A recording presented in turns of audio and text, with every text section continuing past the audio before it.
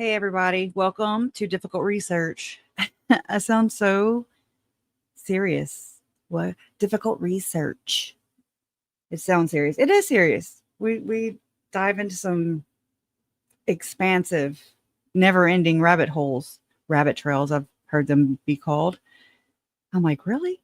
Anyways, I'm glad you guys are here and to welcome back Miss Stephanie, who also goes by the moniker Miss Fancy Pants. And she's here to share her stories that will spread light. It's actually her story, but we're breaking them down into a couple days because it's a lot, not just for her to tell, but for us to process. And I just really appreciate you guys being here and showing her the love and bringing your questions. We'll do that more towards the end, questions and stuff. But we do see your, well, I don't know if you do, but I see your chat. And, it's very disruptive to stop and always look at the chat and try to continue on the same track of thought. At least it is for me. So just you guys were wonderful yesterday, and I appreciate that. So we're going to get into the big business of, well, I was going to say selling kids, but it's supposed to be the opposite of that, saving kids, but they seem to go kind of hand in hand, saving and selling. I mean, Tim does both. He says, well, he says he saves them, but he really sells them.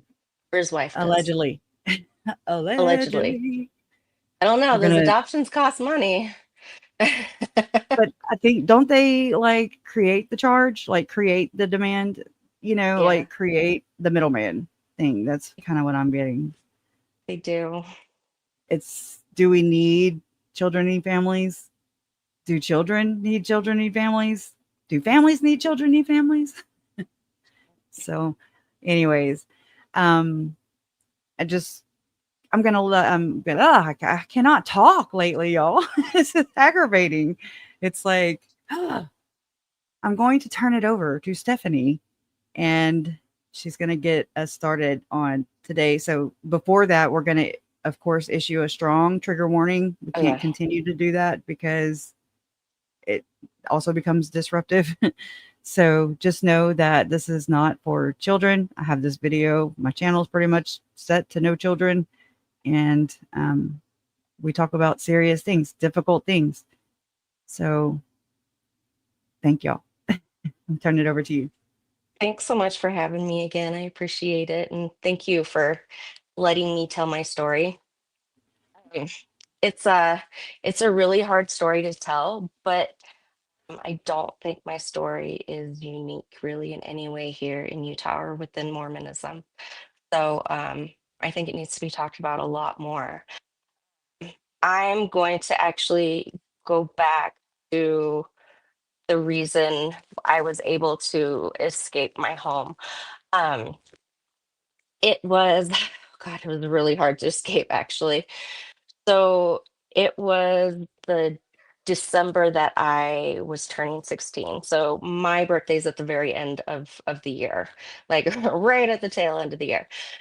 So my sister had just gotten married, my older sister, and she and I were really close. We've always been like super, super close. She's 3 years older than me, and it's like we were attached at the hip throughout our entire lives. She's actually still my best friend today, and I text her every day, several times a day.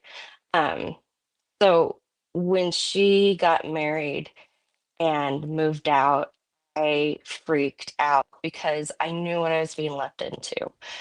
Um, As as years went on with my stepdad, he got more and more violent, and it was like uncontrolled violence. I think he would just get pissed off and impulsively do whatever, and it was always violent.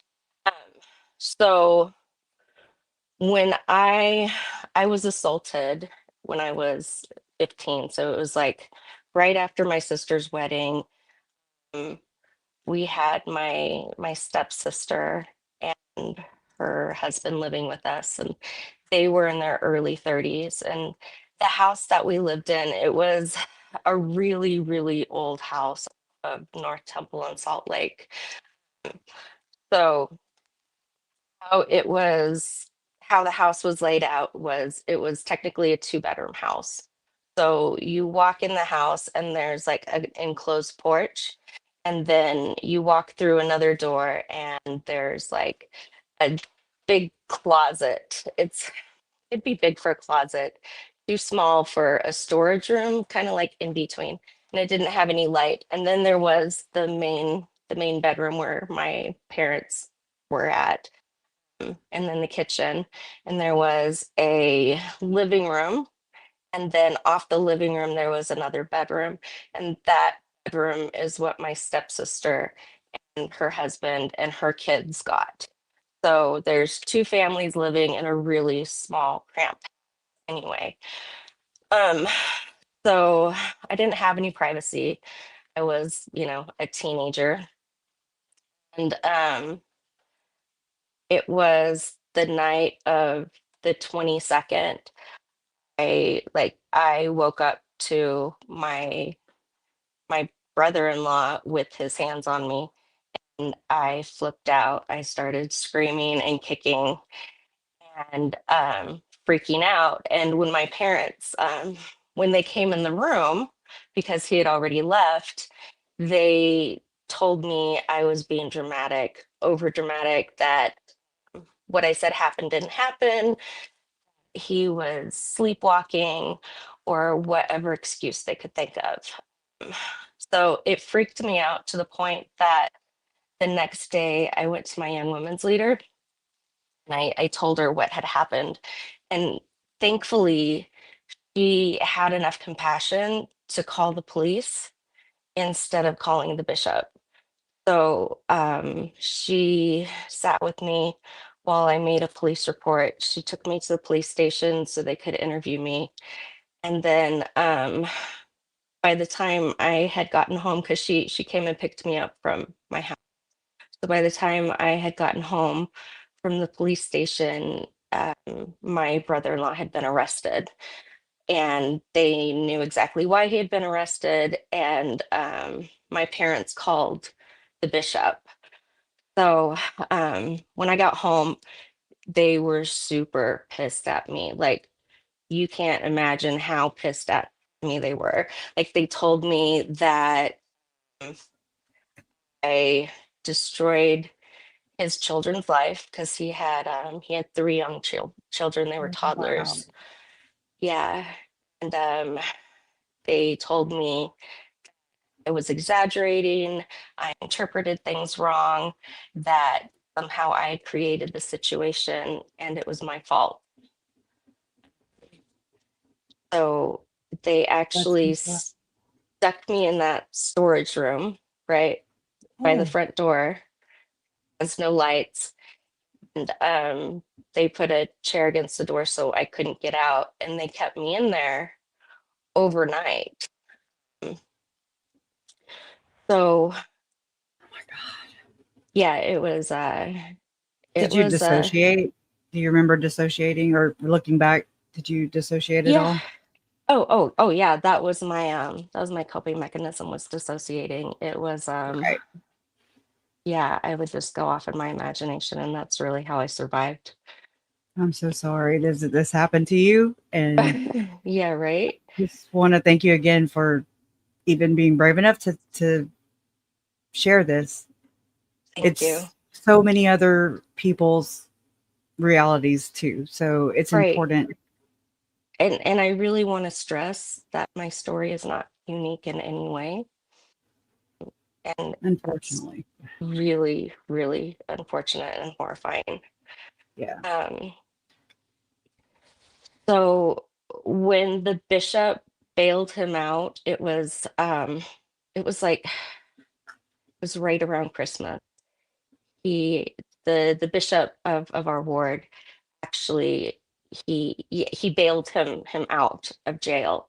Um, like, yeah, so sorry. I can't even It's wrap this my part is brain around really that. hard for me because this is where my belief in the church really, really shattered. And it was a really tough time for me to really wrap around my head that no one was going to protect me but myself, and that was really apparent to me. So it was um it was a hard realization when he was bailed out. Mm, but they put him up in a motel for a few days, and then when the charges started coming through, mm, the bishop actually paid for him to move to Mesa, Arizona, and he he stayed there. So that move, the bishop bailing him out, like literally let him skip out on his bail completely. Um, and I wonder that's his how do they fresh start. justify that? How do they justify that in their Um, mind? Like, I know I you don't know don't this. know You don't how know. these men justify it. I don't either. Um, Like, so who says that's a good idea? And they're like, sure, yes, it's a good idea. right. How is that So being again, Christ centered or Christ like? right. So my point is, like, if the church didn't want pedophiles in their pews, they would excommunicate them. They would remove them. They wouldn't move them to another state and give them a fresh start and then pay for his family and toddler daughters to go live with him. That's terrible. Jojo says, don't send them here. All right. Like, by the way, Exactly. when they moved him, I found out from my niece. When they moved him, they put him directly into nursery. So it gave Mm-mm. him access to additional children right away. Like, it's disgusting and it's dangerous and it's enraging. And until the church is embarrassed enough by their actions, they're not going to stop repeating these actions. I say hit them in the So, pocket.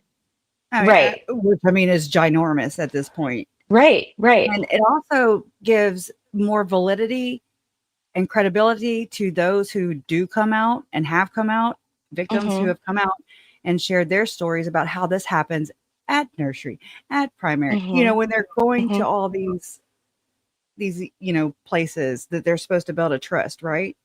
Right. So that's what that tells me.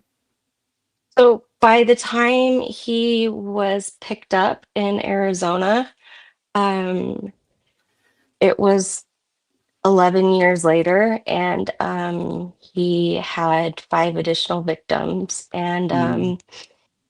he was arrested for kidnapping, and excuse me, he was arrested for kidnapping, and there was some child torture involved, and he was also arrested for not only assaulting his own children, but filming the assault and then selling it on the black market, Yeah. on the dark web. So It's a thing. It's a real thing. it's a real thing. So this man is in prison in Mesa, Arizona. He got life without parole. There's over 26 counts of assault that they had enough proof to convict him on.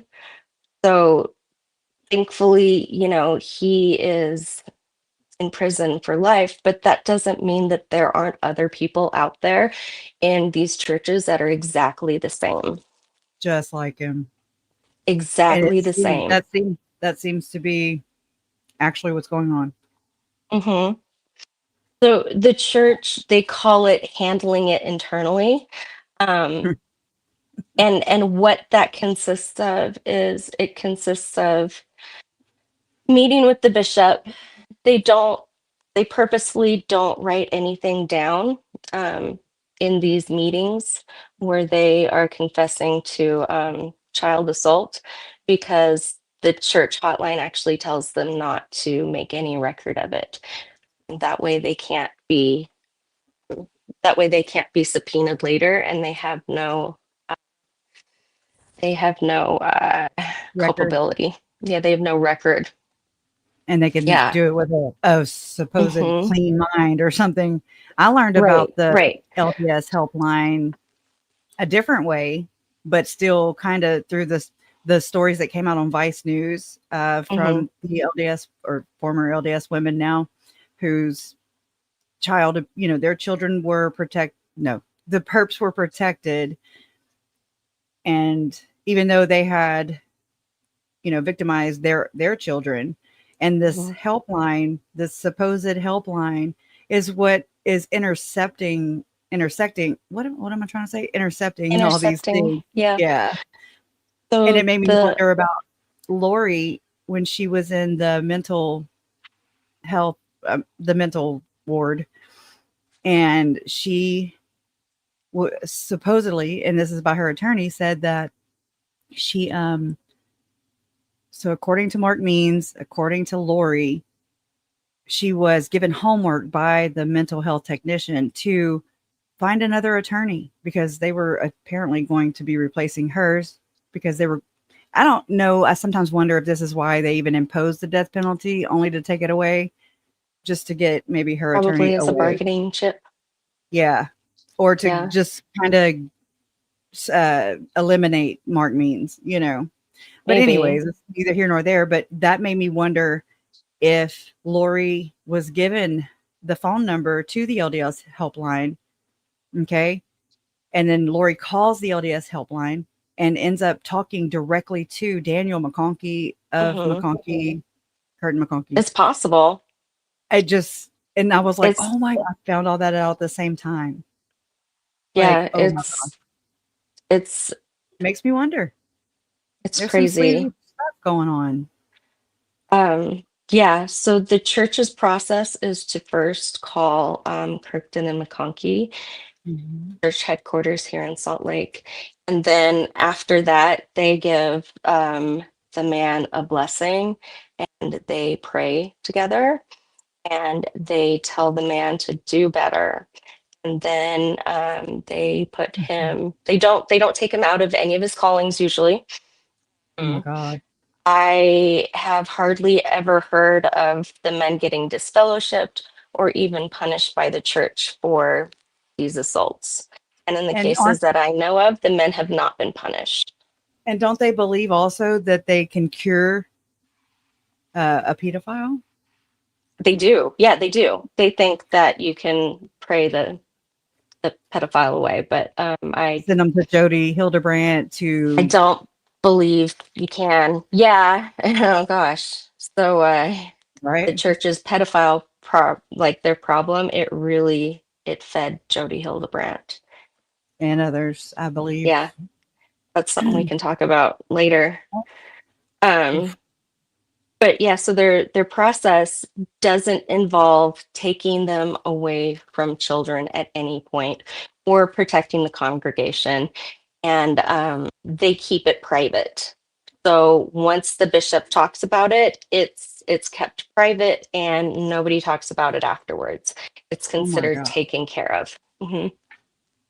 Well, that's Hmm. very, very convenient for them. Hmm. It's like, okay, I fixed it. No one can talk about it anymore.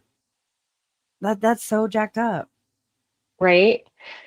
So it's like the night that I heard that he had gotten bail, like I couldn't do it anymore. I broke. And then Christmas was the next day and my parents are cruel. They're cruel. There's no other way to put it. Um they took away my Christmas because I took away someone else's father, and they were Wow. very clear about that. And they said I didn't deserve Christmas or any presents, that they were going to give me one anyway. So I opened this box and I shit you not, it was a fucking polygamous dress.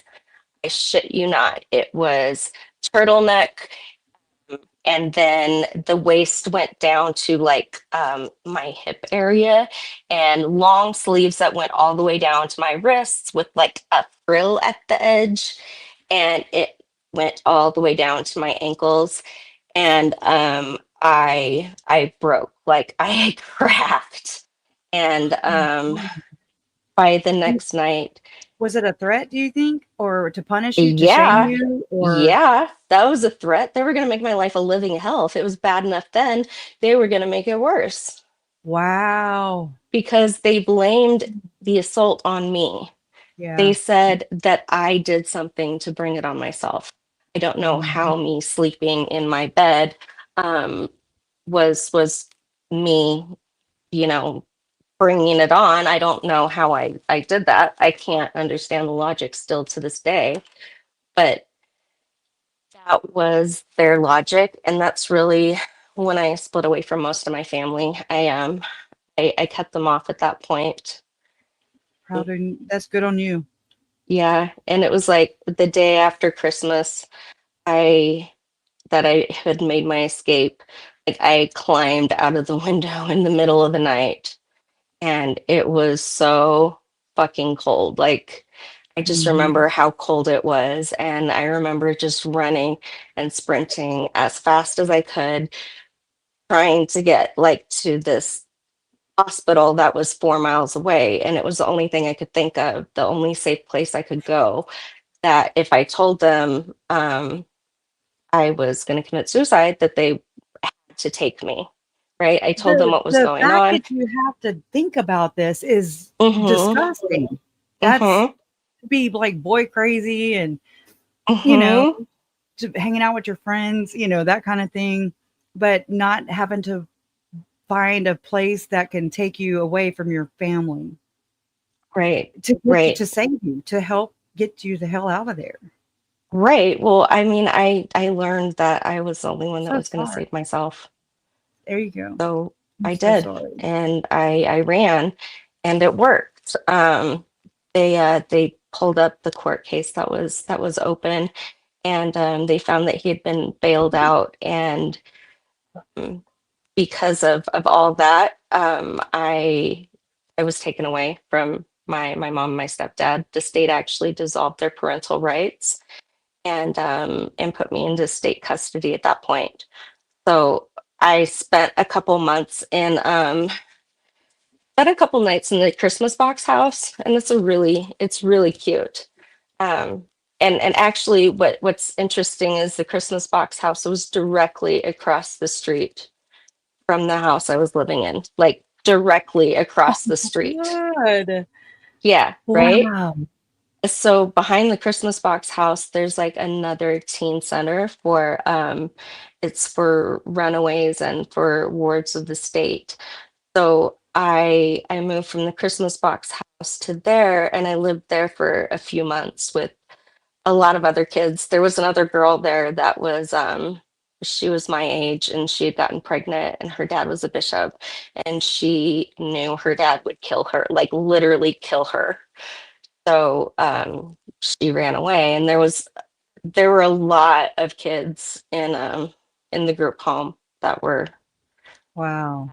had worse situations than I did. So it was I don't know, it was interesting. Like the group home was nice for me.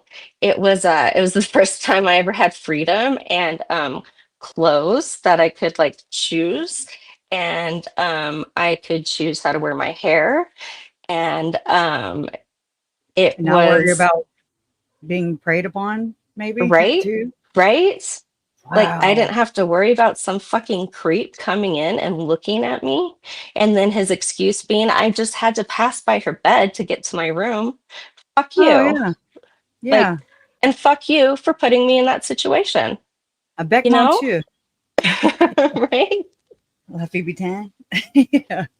Mhm. Oh, that's what you should have only had to worry about as a preteen, as a, a teenager, a young teenager at that time, and not what you went through. Like, that's the disgusting part. Right. And Yeah. So many it's, more. I'm glad they finally caught him, but it was 11 years later, and there were five more victims. It could have been stopped with me.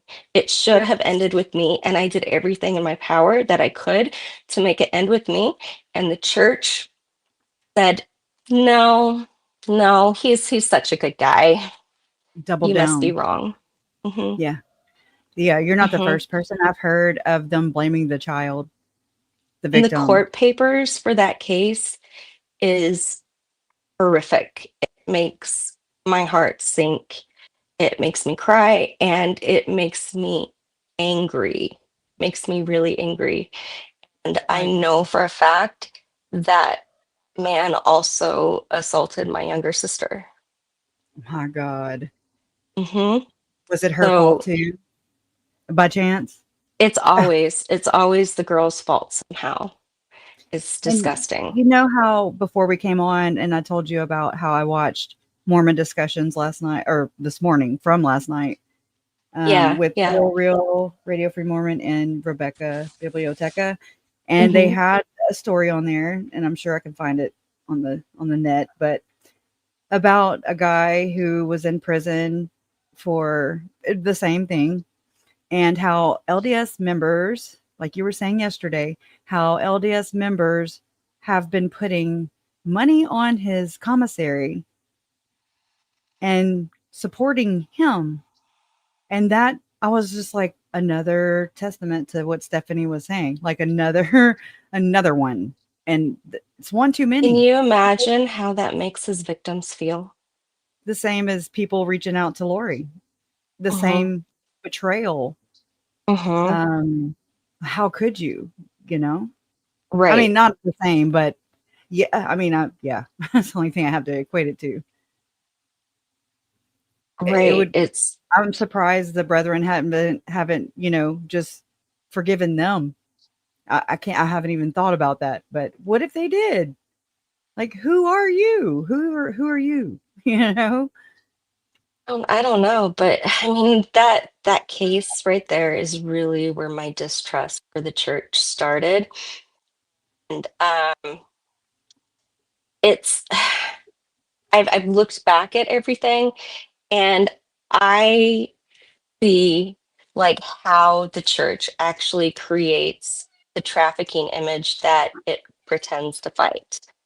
So when you move predators around instead of exposing them, you're not doing anything to end the abuse at all. You're not Nope. doing anything. In fact, you're giving Rearranging. them a new, fresh batch of victims. Like Hmm. it's it's horrifying. Like I tried to stay in the church for a few years because I thought like maybe it was a bad decision and a bad bishop, but it's not. I've learned over the past several years that um, it's not a bad bishop or a Yeah, bad decision. It's actually the church's policy. which is disgusting. Yeah, yeah. It's gross, and Hmm. it's creating the echo chamber. It's creating the endless supply of new victims. Hmm. New. Maybe they should Floodlit, try and focus on that instead of converting people. Why don't they focus on their right? in-house problem since they're owning it that way, right? It's Hmm. obviously in-house, Hmm. admittedly. If they didn't want it in their house, they would do something to exterminate the problem, right? You don't want So I'm rodents in like, your house, so so you're you do admitting something there's about the a rodents, problem. Yeah, right? you're So admitting there's a so problem, kind of. I'm thinking either, excuse me, either it's part of the church doctrine and they absolutely they permit it and it's part of the doctrine, or it's Yeah, not like if it wasn't part of the doctrine, like you would take them out, you would make them leave, you would do something to protect the children that you say that you care so much about. um Bloodlet.org, have you ever looked at that? oh my God, yes. Okay, so I'll pull it Floodlit, up. they have thousands and thousands of What a examples. valuable database. It's also disgusting, but it's also needed. Yeah, God yeah. bless them people, man. Oof. So I really believe that the church moving these predators around is what built Tim Ballard. Like he built an empire on this facade of rescuing children, Mhm. right? because Yep. we know it happens because it happens in our own church. And because, we're trained as Mormons to look for heroes, it makes Tim like an obvious hero because he models himself after Nephi and Captain Moroni, and he'll tell you that. Um, Mhm. so I really feel like the church moving these people around is what created the need for Tim. Because if they started with the predators sitting in their pews, they'd probably take down a lot of the bad guys. Yeah, I agree. I agree. I mean, if anybody has any ideas too, let's get them out. Let's talk about all this stuff. There's got to be a way. It seems like an uphill constant battle. Right. Do you want to introduce Tim Ballard? Because I don't know if everybody knows about Tim Ballard. Mm, I don't have anything written, but and I'm really not good at Okay, I okay. mean, like, okay, go ahead. Before So Tim Ballard is a local Utah hero. He started an organization, I think it was in 2013 or 2014, but he really became popular around 2015 and 16 because he had a movie that he created called The Abolitionist, and they were showing it in Utah theaters everywhere. I actually paid to go see that. hold on, let me scooch this. I'm so sorry. A little And it embarrassing. he also was sponsored by Chad Daybell's uh, publishing company back the same weekend that Tylee Ryan was Yeah. murdered in Rexburg. And like you Tim, told me, Tim and his family they actually live in Springville. And I yeah, was like, yeah, what? yeah. That to me was like, need to know. I needed to know So that. he was backed by the Attorney General of Utah, Sean Reyes, and Sean Reyes would talk about it like openly at the Attorney General's office and trying to get out. Such a little pain. She's so cute though. Um, hold on, let me let her out. Otherwise, she's Okay. gonna distract me. I'll just play a little bit of this. Okay. Oh, let me turn it Come to on. Mac's Place to enjoy an evening with one of Utah's greatest MMA fighters ever and an even more amazing human being. Come meet Court McGee, see what he's doing with the McGee Project to help raise people out of some very dark places. He's amazing. We want to see you there. Discount services before undergoing several mergers and name changes. My previous reports detailed Brad Brower's connections with his father-in-law's business partner, Tim Ballard.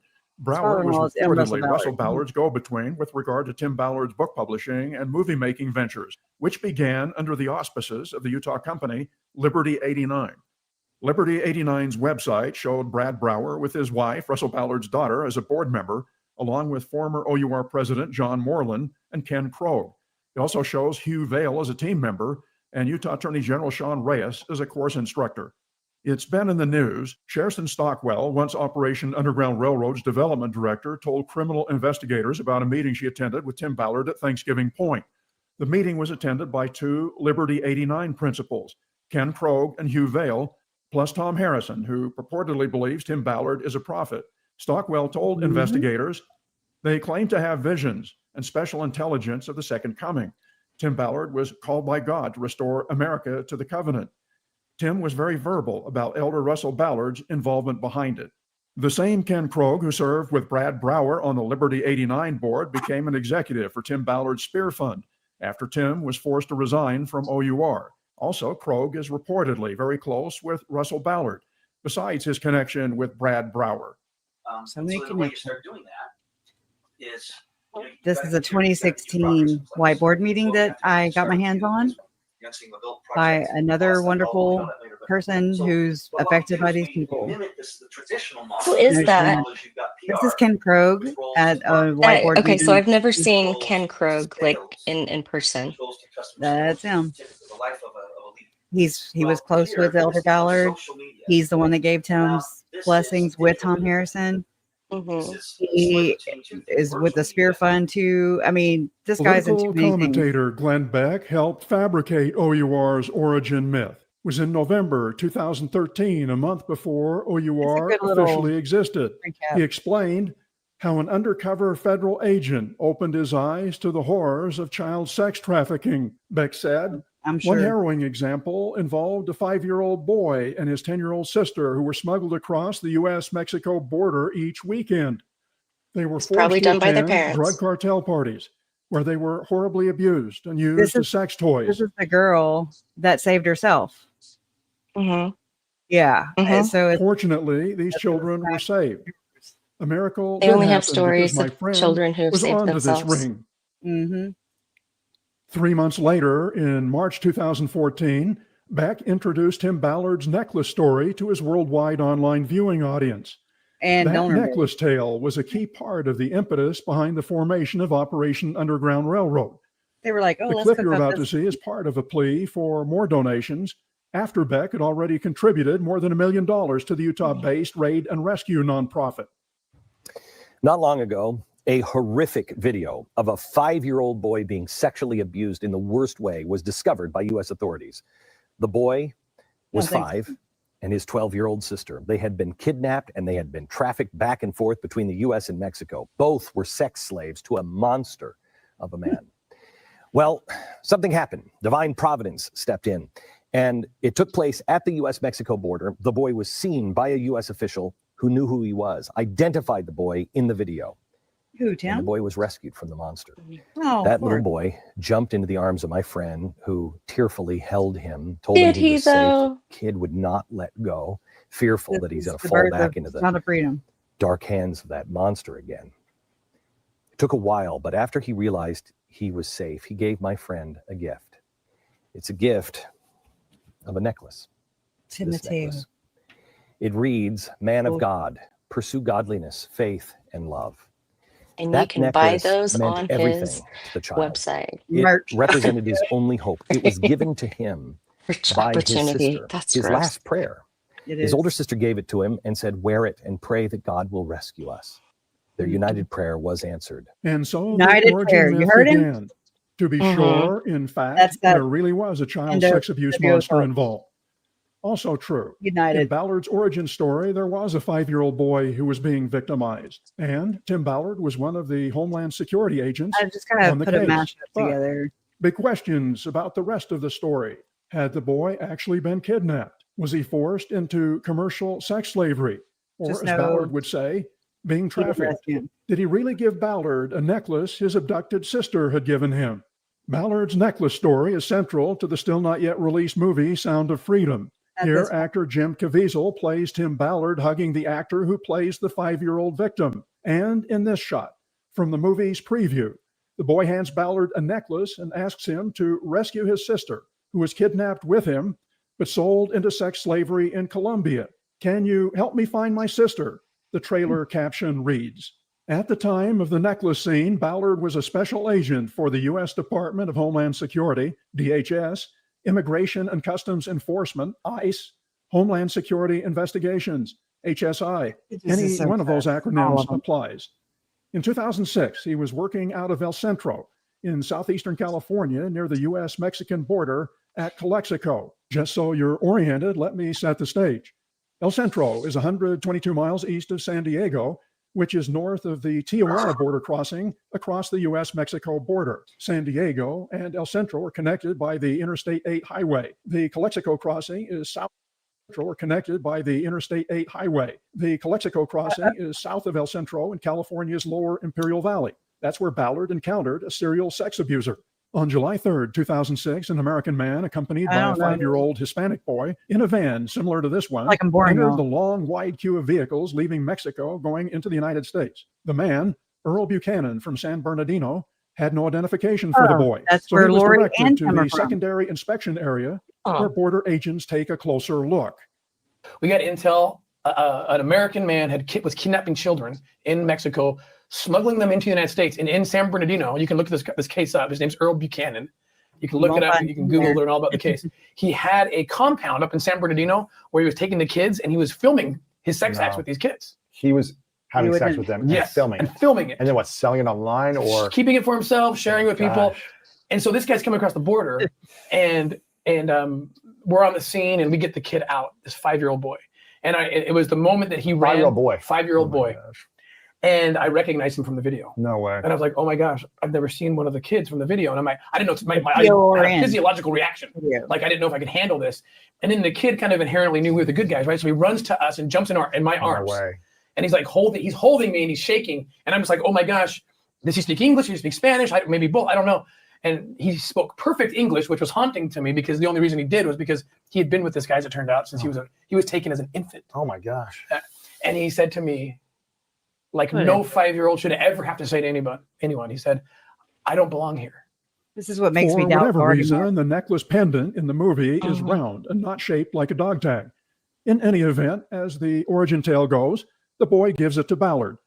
The thing that happened, and call this luck, providence, whatever, to me was special, Providence, is the another little word. boy had a necklace, that little boy, the 5-year-old. And his sister had given him the necklace when they were separated by Buchanan. Yeah. Okay. And it was a little dog tag. And he gave it to me. You know, he knew I had to go find his sister now. Oh no. Yeah, and we did. We got her. Oh, We got her no. out. Oh my But he God. gave me the necklace. And Turtle Boy would take I tried to it give home. it back. He's like, no, it's yours. It's yours. This is when he was hugging me. And I'm like, okay. I put it in my pocket. Didn't think much of it. But later, one of my children found it and said, would you get this? I'm like, how do I tell this story to my kid? And I tell my kid what I can. And he says, isn't it cool that little kid put your name in the necklace, Dad? I said, what are you talking about? My name's not on the necklace. Like, yeah, your name's right here. And sure enough, I flip it around. And that little necklace had a scripture from the Bible on it, from the book of First You know it Timothy. did. Oh my You know So it did. that was like, to me, I was already feeling like, what am I going to do? Am I going to quit? Am I going to go full in? That necklace, it was like, it was like that little boy, whether he knew it or not, just gave me a commission. And that necklace, I wore that for every operation I did from that point on. And it was kind of like my symbol, like I'm in now. Wow. The necklace is not only connected to the search for the 5-year-old boy's sister, but also to a search beginning 7 years later for a 3-year-old boy possibly kidnapped in Haiti. In 2009, 3-year-old Gardy Marty vanished while attending a Mormon church service in Haiti, where his father, Gesno, was bishop. Here are excerpts from an OUR video about Ballard's failed attempt to find and rescue Gardy 4 years after he disappeared.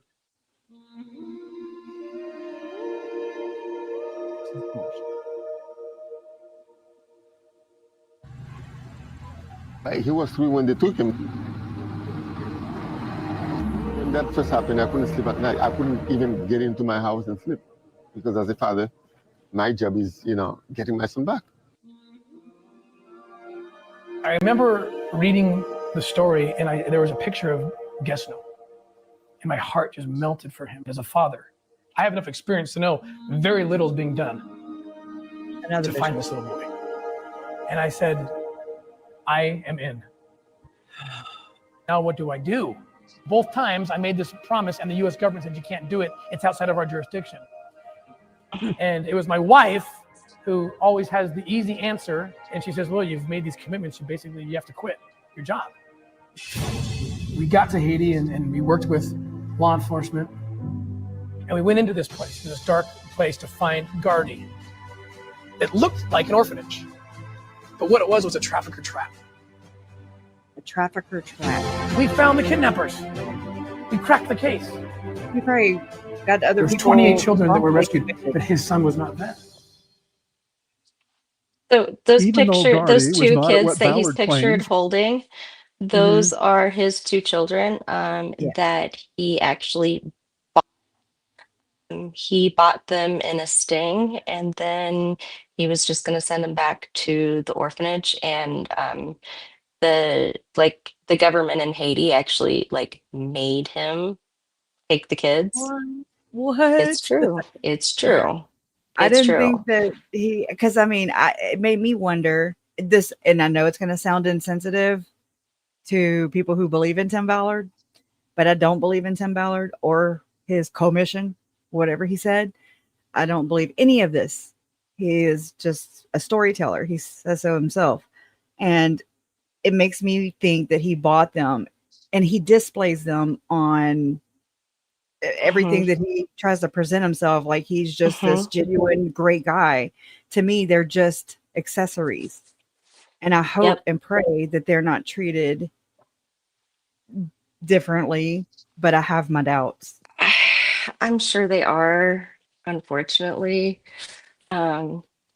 Yeah. So Catherine's business, Children Needs Families, was spawned off of Tim buying their 2 children. Gotcha. Mm-hmm. Wow. Well, I mean, because Janet Russin was already in what, Little Fish or something, and then something Rod's Heroes, or I don't even know what that is. Something. I don't even know if I have the name right, but I don't know. Do you want to finish watching this, or you want to Yeah, pick we up? can finish watching it. Yeah. Sorry, I just Okay. wanted to Oh comment there no, because no, not too many great. people know that those 2 kids that I he's didn't. holding were actually purchased in one of his sting operations. Right there. It's not that he Baby. went in with the intention to adopt 2 amazing children who, were given up to the orphanage. Right. And they just put music to it, pull at the Mhm. heartstrings, make it a hero's tale, and then everybody's purse strings and wallets come flying out. Right. Oh my Disgusting. gosh. Right. In a little bit, Disgusting. we'll talk about the freaking gala and my niece. Oh, Yeah, that's nuts. I yeah. cannot wait to hear it. And then I also don't want to hear it, but I need to hear I- it. You need to tell right. it. So for sure. Okay, ready to go. Rescued, but his son was not there. Even though Gardy was not at what Ballard claims was not really an orphanage, but a child trafficking center, he did extract 28 potential sex slaves. One boy in particular jumped into Ballard's arms and then sat on his lap during what Ballard calls the boys' ride to freedom. The little boy, this 3-year-old little boy who you see That's in gross. the picture, he jumped into my arms. And as I held him, he almost immediately saw this shiny thing on my neck. It was the necklace. Now, this is the necklace that is so symbolic to our organization. It was a necklace that was given to me by one of the first children about 10 years ago. This I is an had pulled interview out of a too with the trafficking area. LDS. And he gave me that necklace, that little boy. And so here I am holding this slave, this little child who's for sale. And he sees this necklace, and it even says on it, it's a replica of the original that I had on my neck. And it says Operation Underground Railroad. And he pulls it off my neck, and he puts it around his neck. And here I am trying to be this kind of tough trafficker, and I'm biting my lip, so I don't start crying. OUR commemorates that boy's ride to freedom with a dog tag it sells online. Oh. Hey, merch. Huh? Merch. You can buy the dog Merch? tag. Oh, okay. I'm sorry. I was on the other screen. I couldn't see. Oh, yeah. You bought merch, or you have merch? Is that No, what you there's said? merch. He made merch of the dog tag. He Yeah, I made know. merch of that necklace that When was he given said to he him. had a replica, and I'm thinking, Mhm. no, dude, that's your merch. That's sold in your. Actually, when I looked at the to the 990 on that, they made so much money in merch. Mhm. It's Mhm. so wild, like 3 to 5. Mhm. I don't remember if it was up there, like $300,000 or $500,000 that year in merch, and They make a that's lot in off merch. the exploitation of everyone else that's caught in this. Would they call it a trafficker's trap? That's what Ballard said. So I they tell guess. themselves it's just sprinkled. I made this a long time ago, so I don't really know what is on here. This is like the subpoenas to Mac's place. Remember at the very beginning was Sean Reyes at Oh Mac's place, yeah. and Oh how yeah. Kanye West was supposedly supposed to have given Sean Reyes a brown The leather chair, the brown leather chair. chair that he's so proud of. Yeah, I am. Yes. And just following the Diddy case and how and just looking more into Kanye West and what's really going on. It really did open my eyes to see exactly what this is. And that's why I say this is the Mormon Diddy.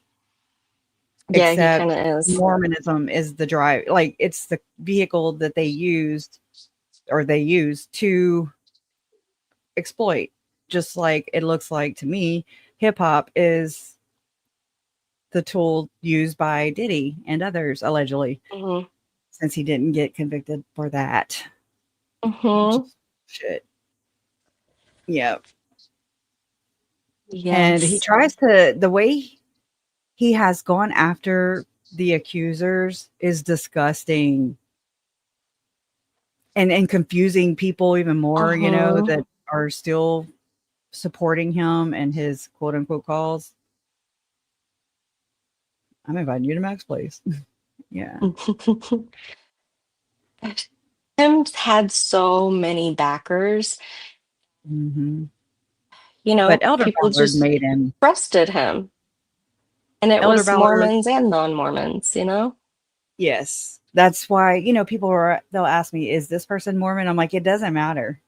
It really Right? doesn't, because it's like the elites versus us, basically. Mm-hmm. And I know they, you know, I don't have black and white thinking. I'm just not freaking stupid anymore. You know, I mean, not stupid, just I'm not ignorant anymore. I know better. That's Yeah. just them fussing me for looking in. Look at that. That swastika. Oh my Whomever gosh. posted this on Twitter. Anyways, just kind of caught my Wow. eye. But at least they're running after it with a bat, you know. Anyways, okay. Yeah. So I met Tim in 2018 because I had gotten You met custody him. of, yeah, I met Tim. I met him in person. So I got custody of my niece when she was 14 is when I actually got custody of her. And Hmm. right after I got all the paperwork done to like obtain custody of her, I got a couple phone calls from the DA's office and from the FBI. And it turns out that she was the victim of a really horrific trafficking case. Mm-mm. So her mother had found a guy on Tinder, and Mm-mm. his name is Charles Philip Grenier. He is disgusting, and I really don't care if his family cares about me talking about him. Um, but he targeted my brother's ex-wife on Tinder because mm, the mother had pictures of her daughter on Tinder too. So they matched and they started dating.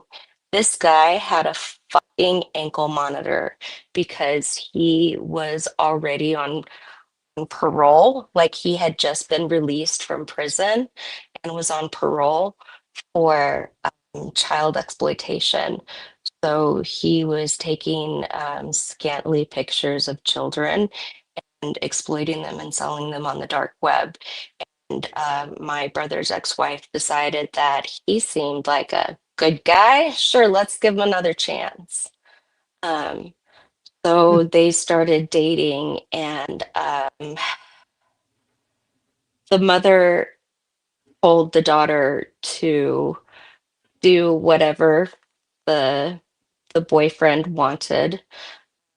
She took the child with her boyfriend shopping for underwear and lingerie at Victoria's Secret at 10 years old. Mm-mm. I don't get Um, it.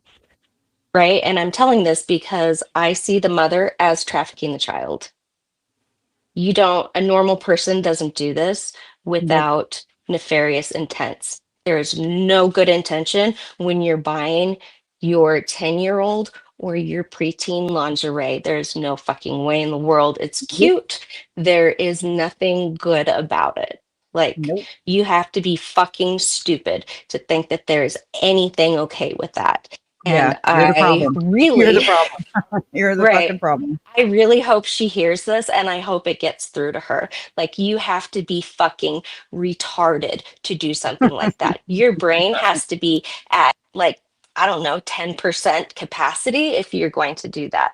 Right. Because how do you not see the connection between you're dating someone who is wearing a goddamn fucking ankle monitor on his ankle for taking horrible pictures of children and selling them on the dark web? Like, she knows this, she's dating him, she's presenting her 10-year-old daughter to him. I don't see how it's any more clear that she is trafficking her child. But the It state reminds of me of Utah, Madeline Soto. it was horrible. And I had a full down, like a full on, like, I broke. I broke completely It gives me because Madeline Soto vibes. it happened again. This guy was Mormon. He's a return missionary. This guy, Charles Philip Grenier, he used to work with a lot of tech companies, and like with the church, he worked with the NSA. So, like, if you didn't know his past, he seemed like a nice guy, but he's got a fucking ankle monitor on him. So something tells you something's wrong, right? Trust the goddamn ankle monitor. Like, I don't Yeah. know what people need. Do they need to get like smacked in the face? Here's your fucking sign. Like, I Yep. don't get it. You're rightfully so. Right. So I get custody of her, and by later that month, we had to start going to court hearings. And all of these court hearings, I sat with her because she wanted to attend them. She was 14 at that point, and she wanted to see her attacker, her abuser, behind bars. And I was going to do everything I could to hold her hand through that process and help her get through it.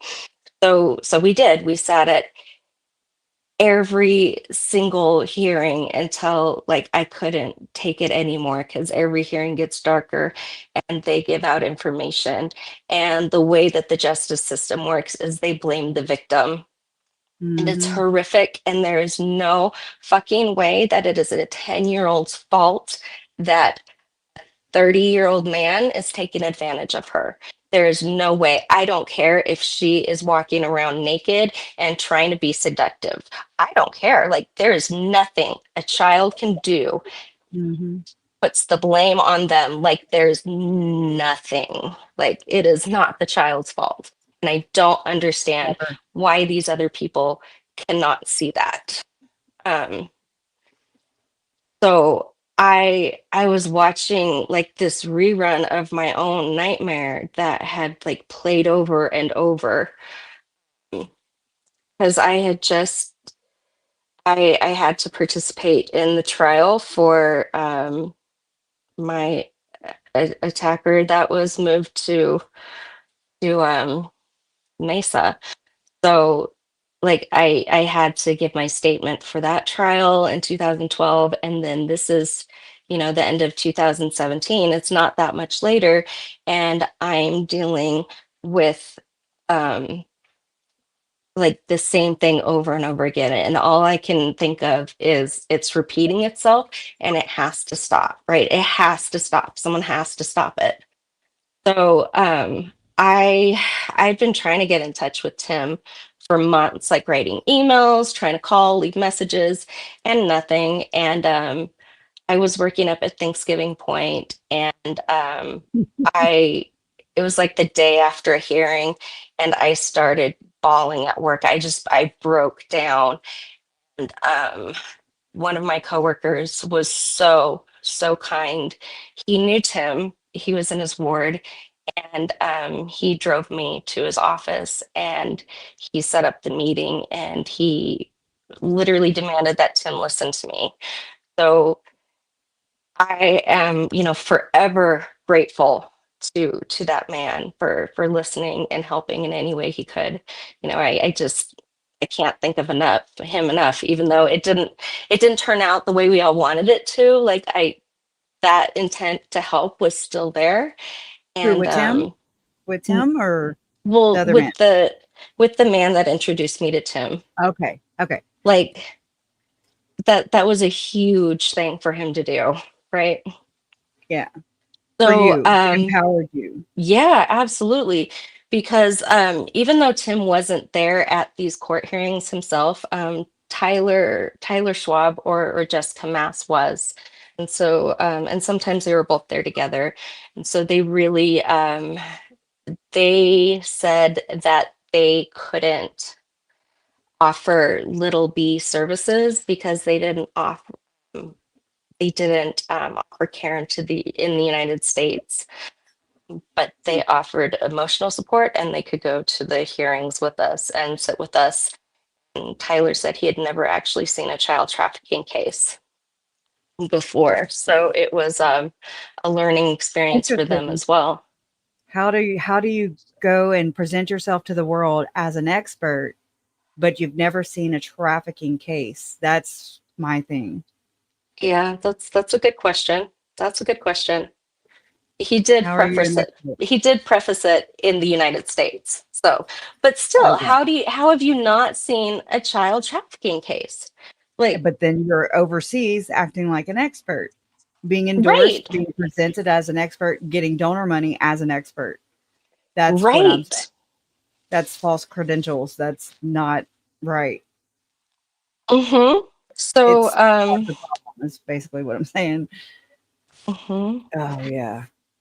So OUR, really Tyler and Jessica, they were great emotional support. And again, I'll always be thankful for that because it's really dark when you're sitting in the courtroom in these cases.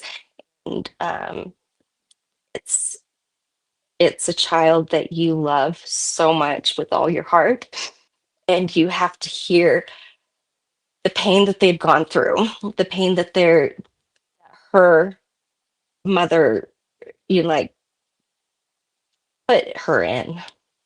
Excuse me, sorry. It's really emotional. I don't know if I'll ever get to a point where I can talk about it and not get emotional because these are real victims and nobody really understands um, the toll that it takes on everybody when, like everybody in the family, when you're going to those court hearings and when you're trying to fix all of this damage that was done. It's so difficult.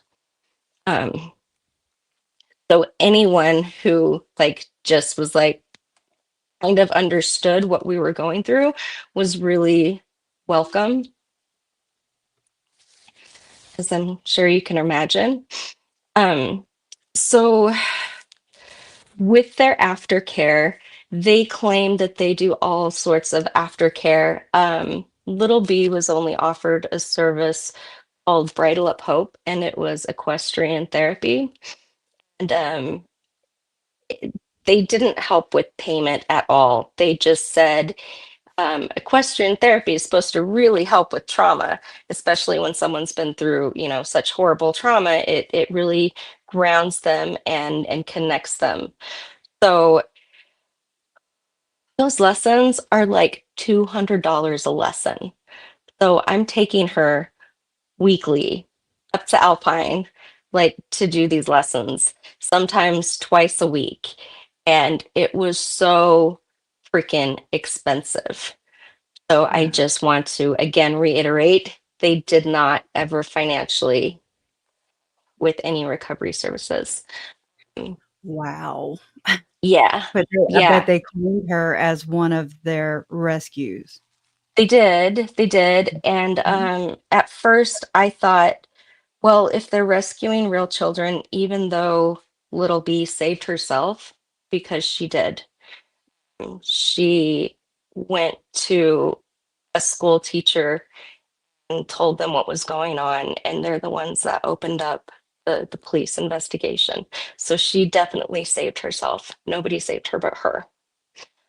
Yep. You did the So same for yourself. mm, I did. I did. Yeah. And I had no clue what was going on with her at that time because when it was all happening, her mother kept her away from us because she was mad at me. Mm, Wow. bitch. Yeah. Yeah. She's a very dumb bitch. I And mean, it's not funny, but it's laughable, you know? right? Like, oh, God, there's no way that I think that her mother was duped into it. I think Mm. that her mother saw a money opportunity and she went with it. And just turned her blind eye. Mm-hmm. Mm-hmm. And just, yeah, exactly. Um, so Little B in 2019 was Operation Underground Railroad's Teen of the Year. It was in November, and they invited us to this really amazing, beautiful banquet, and they put her on stage and they praised her for her testimony. Sorry, Mm. It's okay. excuse me. Um, She gave her testimony for 3 days on the stand, and they all tried to victim shame her. And I want to mm-mm. point out, little girl was between the ages of 10 and 12 when the child rapes occurred. There is no way that she is responsible for any grown man's actions. And it Ever on kills the me. planet. It literally kills me Mm. how they victim blame. Um, so the reason I am sharing this is because um, that night on stage, while they were giving her the award, they brought in so many millions of dollars for Mhm. recovery services.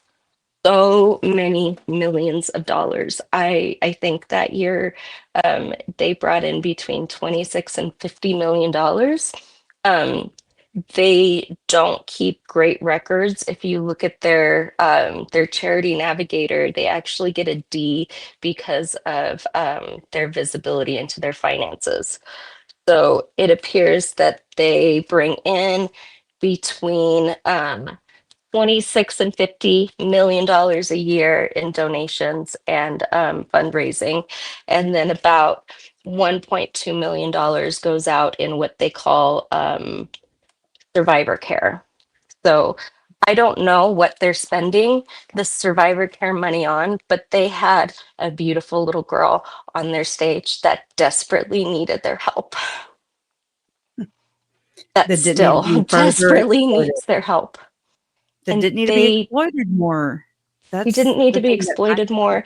And I was thinking the whole time, like, this is going to be great for her confidence. I'm so proud of her for testifying. I'm so proud of her for being strong, you know? Like it's just going to be a Mhm. great thing for her. That's what I was thinking. And then um and then I started seeing everything come out later about OUR, and I started thinking, wait a second. How many millions have they raised under the guise of they offer recovery services when they don't offer recovery services? You found out like we did, Uh, They basically. couldn't tell me what type of trauma therapy Little B needed.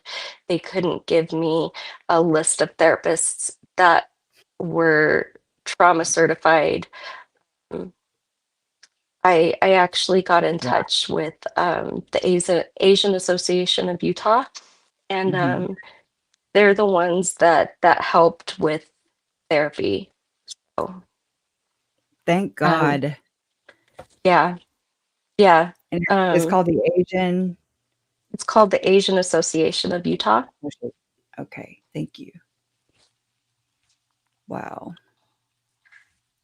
So, yeah, I keep thinking, they had this beautiful little girl that needed help. She needed so much help. She ended up needing inpatient therapy because during the trial it was so difficult and she started self-harming.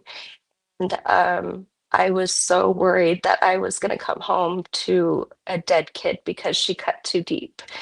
And I Mhm. ended up taking her everywhere with me. I took her to work with me. I took her to every function I could because I didn't want to give her the opportunity to be alone to cut. I'm just for a moment, I'm so proud of you.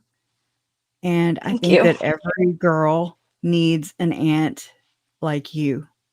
I still love I'm her serious. so much. Like I I don't even looking back now, like she was trouble. She was not easy. Um, Well, if Even anything, looking easy is back, not worse. I still would have taken her. Like I can't think of a reason that I wouldn't have taken her, even knowing everything that I know now and even how it affected my own children, I still would have taken her. Yeah. She's very blessed to have you. And I just want you to know that. You did what not everybody would do. And I you deserve a little self hug. thank Okay. you. Thank you. Sorry. I No, hate it's fine. crying. It makes me go red like a tomato. It's also healing though. So I Yeah, know. yeah, and I can't help it when I talk about it because it's really it's reality. So yeah, the Asian That's important. Association of Utah is an amazing it's an amazing company. Um That's good to we know. yeah, we had a rep. She came from Rome, and she was going to school at the University of Utah for Mhm. her doctorate's degree, and she was Little B's contact there, and she was amazing when it came time where we had to put Little B in inpatient care. And she helped us navigate the troubled teen industry and find an actual place that wasn't going to further abuse her, but actually protect her. So Yeah. she ended up staying at the Odyssey House, um, and going through their program because she was addicted to drugs. She had found friends, and by the time she was 13, she had tried coke and heroin. And Mhm. so trying to keep a very broken child from those very dangerous drugs is hard. And then when they're, cutting, it's just there's no good choice. Right. There's no good choice. So you know, there's a Apparently lot are there's a lot of apparently trouble in the troubled teen industry, but thankfully we found a good place. it seems And like the way Tim Ballard has put it out there, it seems like they're experts and they and can not help this problem, right? But that's not the case, and that needs to be shared far and wide uh because there is no handbook on this. It doesn't seem, right? no, it So, doesn't seem.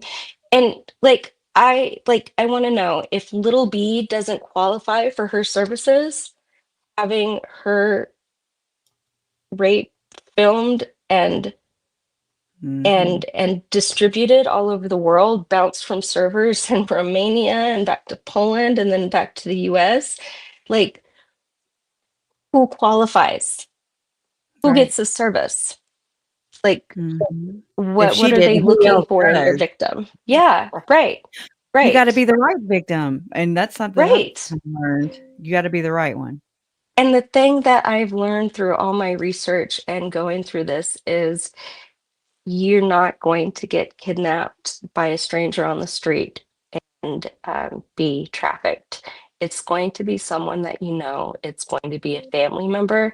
It's going to be a close friend from church who takes Mhm. an interest in you, or it's going to be someone like your mom's new boyfriend that she met on Tinder. And this happens, I'm sure, way It more than happens every day, every day.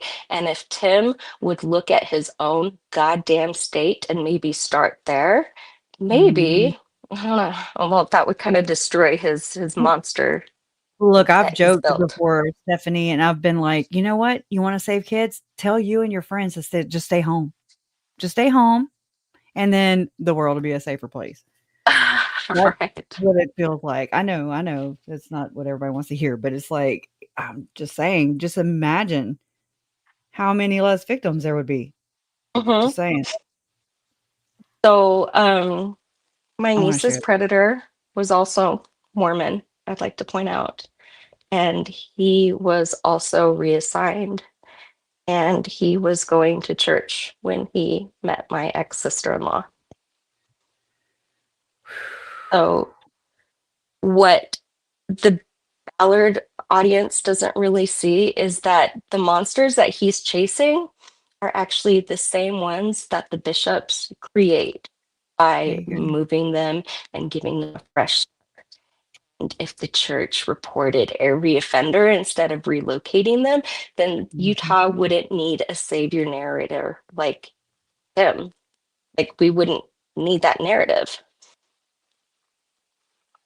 And I really, really, really want bishops to understand when they reassign a predator that they are part of the problem, that they are part of the child abuse material. Mm, They're part of And that circle. that we see you. We see Mhm. you. You're not hiding. We see you in plain sight. Right. Ugh, do better. Ugh, It's more, we have to do more than do better. We have to start like prosecuting people for this. exactly. That's yeah, part of it. It's like I feel like the church has helped produce this manufactured war, kind of like the war on Mhm. drugs, but Yes. Tim has the war on pedos. Um, but the LDS Church, it's like they're producing the predator and the prey in the same church building, Ooh. and it's mind-boggling to me. Yeah. It's Mm. it's absolutely mind-boggling to me.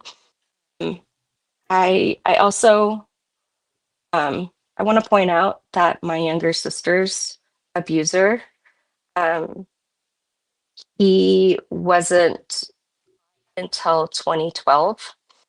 Mm, And I think that it really, really contributed to the rage that she carried and later used. Definitely. From what little you've told me, it seems likely so. Uh-huh. Yeah, so Mm-mm-mm. I think if the church really wanted to stop child trafficking, they wouldn't, you don't even have to start with sting operations. All you have to do is, instead of when the child comes in and says, hey, this is happening to me, I need help, instead of calling Kirkton and McConkey, pick up the phone and call the fucking police. Like, it's not that hard. Take it away from And them. right, so if the church would excommunicate their offenders instead of rotating them, and then, or, well, they have to stop rotating them and they have to create a record. That way people know. They have to keep these people out of the churches. It's not safe for the children. And if they claim to protect the children, I mean, they claim that they, they love the children, they want to protect the children. But if they really did, like, they put fire alarms in the church, right? But they won't Yep. take the pedos out of the church. Yep. It's Like, it's mind-boggling, like you said. it's mind-boggling. It's so easy to change a membership record. It takes like minutes from what I hear. And like, all they would have to do is report it to law enforcement and be done. But things work. Is it Oh called no. is that is that the thing that they call Bishop Roulette, or is that something different? hmm Well, Okay. bishop roulette is like, do you get a good bishop or do you get a bad bishop? Do you get a bishop who's going to take you in the office for the worthiness interview and ask you if you climaxed? Because Oh god, that is fucking gross. happened to me. I That gotta happened to oh me. my god. Dude, these worthiness interviews are disgusting. So Talk Yeah, about they them. want to take a 16-year-old after they've been assaulted and then ask them personal questions like, "Did you climax during your assault?" "No, motherfucker, I didn't. It was unwanted." Like, what the fuck are you asking me?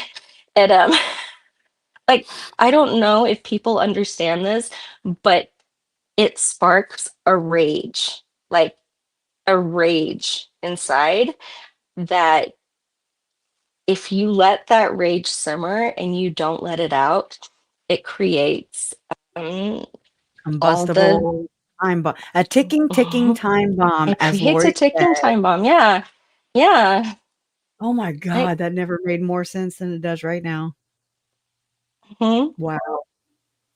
So, like we were talking about earlier, Kresha, I think that Lori broke when she found out that Joe had done something to her kids. I think she went to the bishop and the bishop didn't do anything and she broke. And that is why Alex Cox took it on himself to taser Joe. Yeah. Does that make sense? I mean, it sounds plausible. I mean, so the church really, really, really creates their murderers. The church has like they have an abnormally high number of female murderers, which is fascinating to me because my younger sister, she did end up committing a murder, and I don't want to glorify it or excuse it, but I understand why she did it. I was shocked when you actually sent me that recently, and I was like, oh my God. Like, it Mhm. just like whole nother understanding of who you were and why you were following this case so intently, or at least, I the wanted to research. scream from the top of the roofs that this is not a new problem, and the church is creating these murderers. Yeah, I do believe that.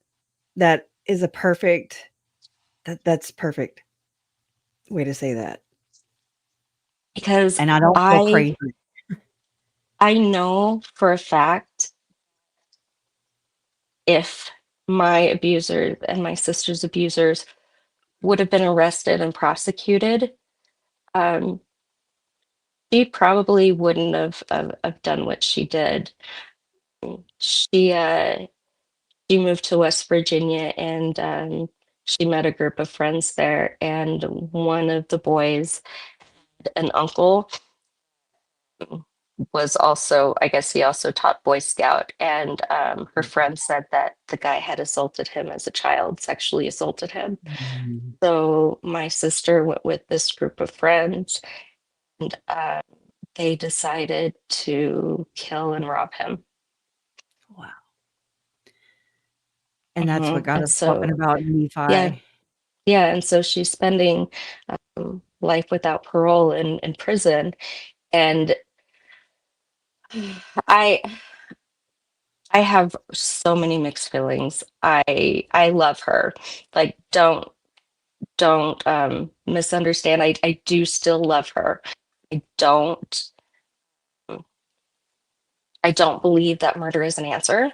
I don't believe it's a solution, but I understand how she got to the place where she did it, where she did what she did.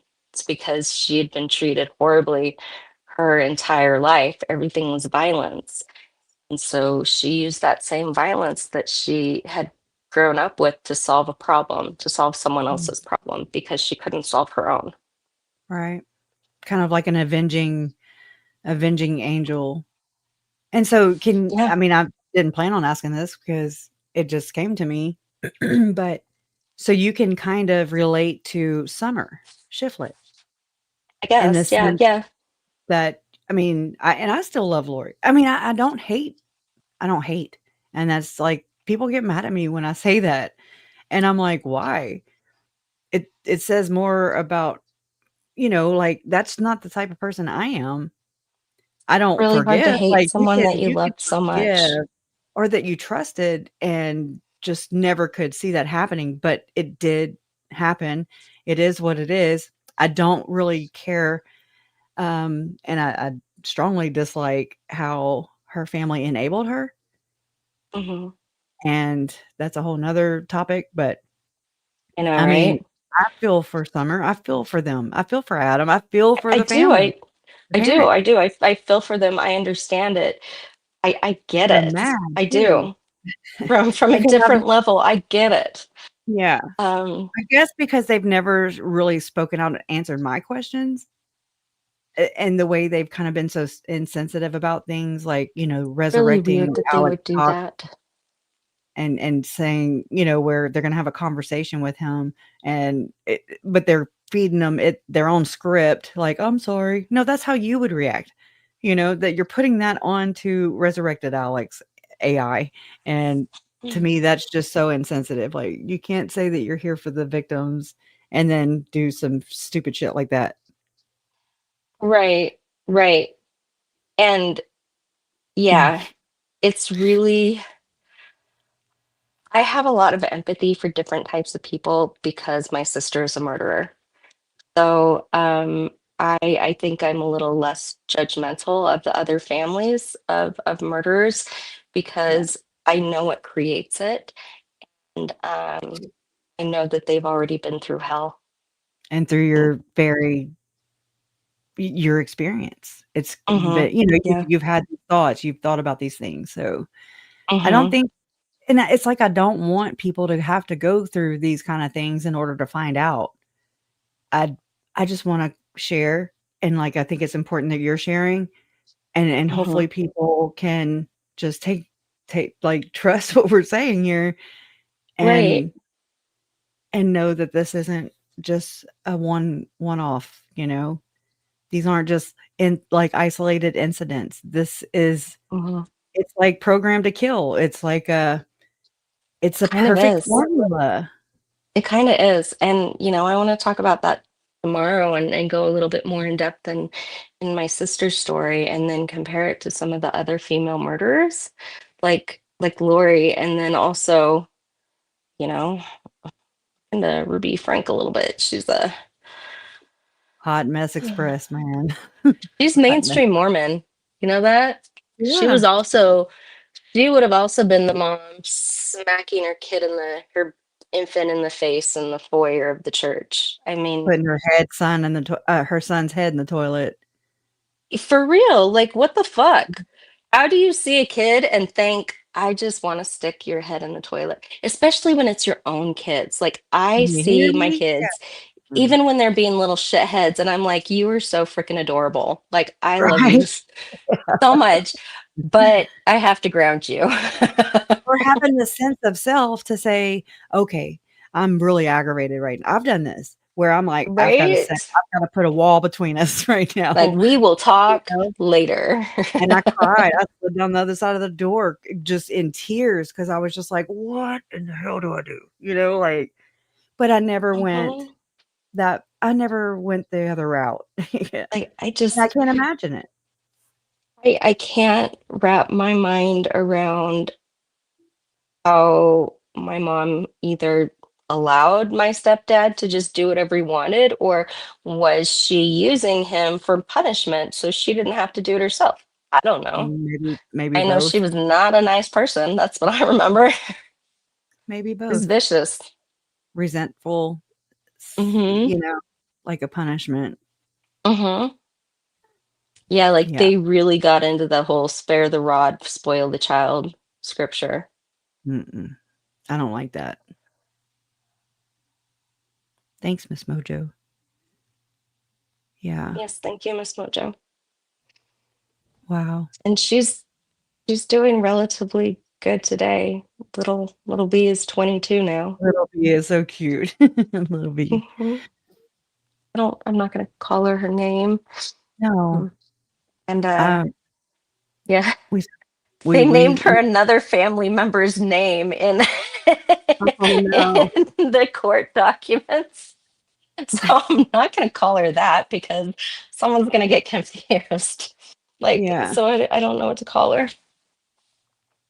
But she deserves her Right. privacy, and I will always admire her strength. Mm-hmm. We do too. We do too. And I speak for everybody because we do too. Okay. But Like, yeah, it she's is. so brave and so resilient, and that And she is is still alive, and that's what's most important, is she is that's still it. alive and she is trying to thrive. So Right, Jot Talk. Yeah. I don't know. The spare the rod, spoil the child puts approval stamp on child abuse. it I does. agree. I think it fuels child abuse. Yeah. And it gives them a justification to say, well, Hmm. yeah, Amy Unfiltered says you're a huge reason she has so much strength. I believe so. That's what I'm Yeah. saying. Everybody needs an Aunt Stephanie, man. Yeah, I had but an aunt. hopefully I had an hopefully aunt your Aunt Ginger. Stephanie hasn't been through hell too, you know. Right? Hopefully she's not standing there holding your hand but bawling because you know, it just dude, I that mean, caused so much PTSD. it has to be. It was hard. I had an aunt stand up for me too, like that. I mean, she's not my mother's relation, my mother's sister, but she Yeah. was through marriage, and she stood up for me big time. Only person that stood up for me, You and have to have someone in your actually corner if you're going to confronted. survive. Yeah, and she confronted my abuser.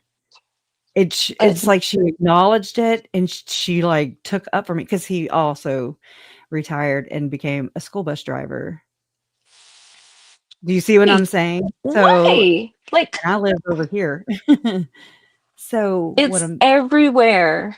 It's yes, everywhere. And it's in every goddamn church because I think that most churches deal with these predators the same way the Mormon Church does. and then just put your faith in God, instead Yeah. of And empowering forgive. parents. Yes. Forgive and forget, Neil A. Maxwell. Forgive and forget. Yeah. Well, we are never gonna forgive and we will Sorry. never My forget. body kept the score. I can't Yes, forget that. Yeah. right. Right. Oh Totally. man. Wow. Emma does wicked Um, things to you. so you're okay? Just Yeah, know I'm we're okay. so I'm good. proud of you. I'm so proud of you though. Thank you. This So is yeah, big. that's yeah, so we need to really like all on OUR to like present your finances, like be honest with it. Foster care needs reform big time too. Yeah, I was really, really lucky with my foster care experiences. I was taken out of the home a couple times and lived out with other families for a couple months at a time. And I was really, really lucky to get good foster families. And I think those foster families is what gave me a different picture of idea of what a life could look like. Mhm. Because it was so very different when I was at um, a foster home than when I was at home because I was so brutally abused. Like it was an everyday thing, Kresha. Mm. And Mm-mm. my stepdad always went for hitting you in the head or hitting you in the face.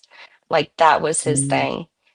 And That reminds me of the story Colby has shared about being thumped in the head by his stepfather at the time, you know? it's just like, why you got to go for the head?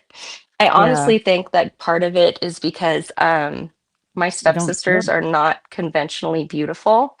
And I think that they thought I was pretty and it was contention. So I think that he wanted to humble me, I guess. Mhm. Does that make sense? Yeah. Yeah. Yeah. Like he I even do. called me the redheaded stepchild I mean, I was gonna because say I'm a natural yesterday, not redhead. but then I was like, "Well, no, because she's redhead." I don't want you to get offended, but No, like I he mean, would be an right, asshole and be like, redheaded "You're the redheaded stepchild," and I'm like, "Look, dickhead, I so know." a It's probably why I got justification. my mouth Yeah. slapped so many times because I would swear and swearing isn't allowed. No, it's because he's a piece of shit, okay? Okay, And you intimidated him as a little girl with red I hair. did. Like, get over I did yourself, because I was a dude. fighter. Yes. I've always been a fighter. I've always fought back, and I'm well, glad. not about to stop now. Right. Yeah, no, yeah, y'all better be scared. Y'all better be scared. Okay. Aunt Stephanie's coming for you. Aunt Stephanie will get you. You come Yeah. after like my family, I will get you. I will come grab you by the ear and drag you wherever I want. Yeah, definitely. I mean, this is so many of our stories, Yeah, not to it take took a away lot from to learn to yours. be gentle. Like, Well, yeah, or with everybody at least. Right? You're like, oh, I'm in a safe space. Yeah. But you really are most likely oh my gosh, what's the word I'm looking for? Like I've been accused of being too emotional. And I'm like, that threw me me for a too. loop. I'm like, what does that even mean? Like I had to look it up. I was like, what does it mean to be too emotional, too sensitive? And then then the murders happened and here we are. So Mhm. call me whatever. Okay. But one Right? thing is I do have emotion and but I fight fiercely. Like I That's have good. You have longevity. emotions, so we know you're not a sociopath. Yeah, definitely. There you go. It's how I know I didn't cross into full sociopath territory. I mean, there's got to be a little bit. Just going to be real. There's got to be a little bit there with the way I was raised. There's no way that I can be completely normal with the amount and the level of abuse that I lived through. So Mhm. empathy was definitely something that I had to develop and work on. Um, I don't know, it came natural with my own kids for some Yeah. reason. But So can I you didn't imagine maybe struggle. that what happened with Lori and Ruby and Jody? Like, were they less did they have less empathy? Yes, Right. yes, because I had to work on it. It's something that I um, learned I had to work on in therapy. When I was taken by the state, they require you to go to therapy. So I started going to therapy when I was 16. And it's something that I kept up even after I was married off and left home. Um, I married a guy that was in the military. And so I had TRICARE. And with TRICARE, thankfully, nothing goes through the church. So I couldn't have used a church therapist even if I wanted to. And I am Good. so thankful for that because it was the outside influences of the therapist, the outside influences of the homes that I got to stay in for a short amount of time that really gave me a different perspective. Mhm. That's good. I'm glad. I'm so glad. Can you imagine? I'm sure you can, because you lived it. Mhm. But if you had to go through a church therapist, oh my God. I'm having I'm rebuking it right now. Y'all just can't see it. It's like, what? Too many Yeah, horror right. stories. And yours sounds so much similar, not so much, but similar to what we heard from Jesse Hildebrandt about their aunt Jody, Mhm. about kinda being dumped there by her parents as kinda like what you were saying your mom might have done with your stepdad around the enforcer. And then Mhm. so Aunt Jody was the enforcer maybe and the therapist, right? So she was quote unquote Yes, credentialed. So here, Aunt Jody, thank God little my B doesn't stepdad's have an Aunt profession Jody. was working with special ed kids also. No freaking way. Yes, Oh my god. Yeah, no, yes, that's a whole nother level of another layer, I'll say, of gross and concern. yeah, That's yeah. concerning. Hmm. They shouldn't have their So my oh my god. mom's like, I don't know, I think my mom was like, oh well, he was a teacher, he must know what he's doing. Oh, yeah. Oh, he's a bishop, or he's Yeah, he a must state know what he's president. doing. He Yeah, must be called of God. he That's some must be bullshit. called of God. Right, right, He wouldn't lead me astray. You know what? right. And that's a lot of what I've seen in all these people, I'm gonna say. They're looking for someone to follow, like the They living want someone prophet, to give them an easy answer. and save them. And then Mhm. so many the other side of the church, in my opinion, is they believe they're saviors. They're there to save and help you answer all your questions. We just want to help. And I'm like, you need to help yourself first. No, for real. For real. They need to clean their own house before they start looking at others. I Go mean, clean this out has your pews. happened in this case, period. The other side of the family members, and I'm just Mhm. saying, and I'm just like, wait, what? Wait, I ain't got the don't come here for answers, okay? I'm not here to. I mean, I'll sit here and troubleshoot with you, but I don't have all the answers. I'm not here to set a narrative. No, I I'm don't not have all here the to. answers. Mm-mm. And I don't believe they do either. And that's the thing. I'm just like, well, you want to heal? Okay, great, go heal. I support that, but don't act like you're going to be helping me. Right, but don't say that you're Not yet. You're not a there. life Like coach. Like I'm no. not a life coach. Um Neither is I'm Lauren just Johnson doing my Matthias. best to figure out my fucked up life in this fucked up Right, world, you know? right. But And if I can yeah. help you along the way, I'll do so, but I am not a life coach. Mhm. Like I've been able to Mm. do some pretty amazing things in my life, like with my career, and it's actually pretty amazing because I wasn't given education that most kids were. So like Mhm. I don't know, Well, it was my goal to catch up. but that's another shortchanging you got, like you were shortchanged on that. Mhm. You weren't like worried about just regular kid stuff. You had to grow up really fast. Yeah, I don't think there was ever a time when I worried about regular kid stuff. Yeah, Mhm. Did you at yeah. first or did you ever like try to make excuses for what your mom and stepdad did? Or have you ever gone back there to like No, say, well, maybe it's because maybe it's well, I mean, that's not really um what am I looking for? That's not really making excuses, but because I sit there and I'm just like, okay, well, I try to figure out why my uncle did what he did, how he jumped from mhm. one extreme to another, and like what created his being okay or him being okay with Lori and her family. Just Yeah. from what I saw, I'm just like, "Oh god," but he loved them, and I wish I could find that letter or note that he wrote. It looked like he was sharing it or shared it at maybe a testimony or I don't know what to call it, Oh, testimony interesting. meeting where he's Yeah, sharing his fast and testimony, testimony meeting. but it was and it kinda went in this order of, where he shared it titled it, "I had not yet met a Mormon," which Hmm. is so profound to me. That's like, if I ever have a documentary or something I produce, that will be the title of it. Interesting. Because at the end of it, where he was murdered, he had not yet met a Mormon. I mean, it's just like, oh my god. Oh, It speaks volume to me. But so he started, like, with his childhood, saying I don't remember that part, and I don't remember too much else of it, and I brought it to my aunts to share with her, and I think I left it there, and yeah.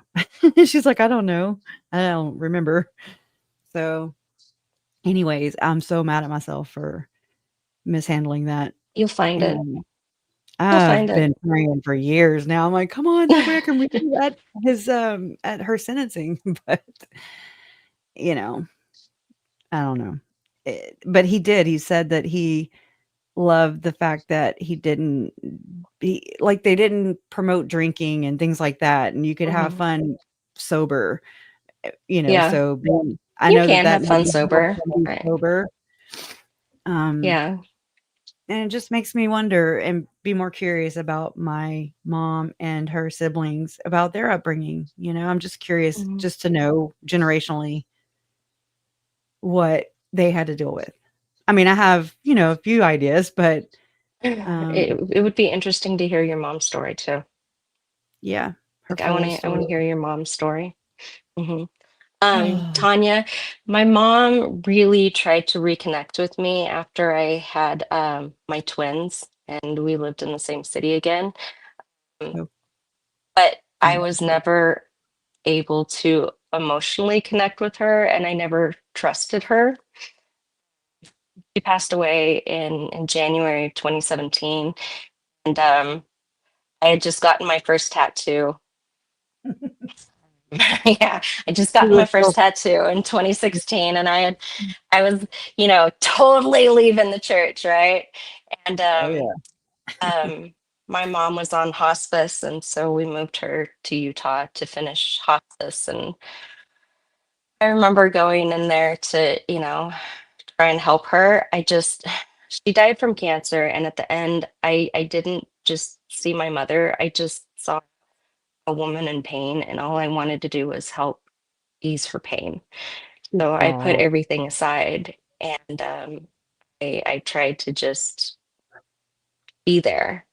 it seems like you did what she wasn't capable or Yeah, she could not do for yeah. you.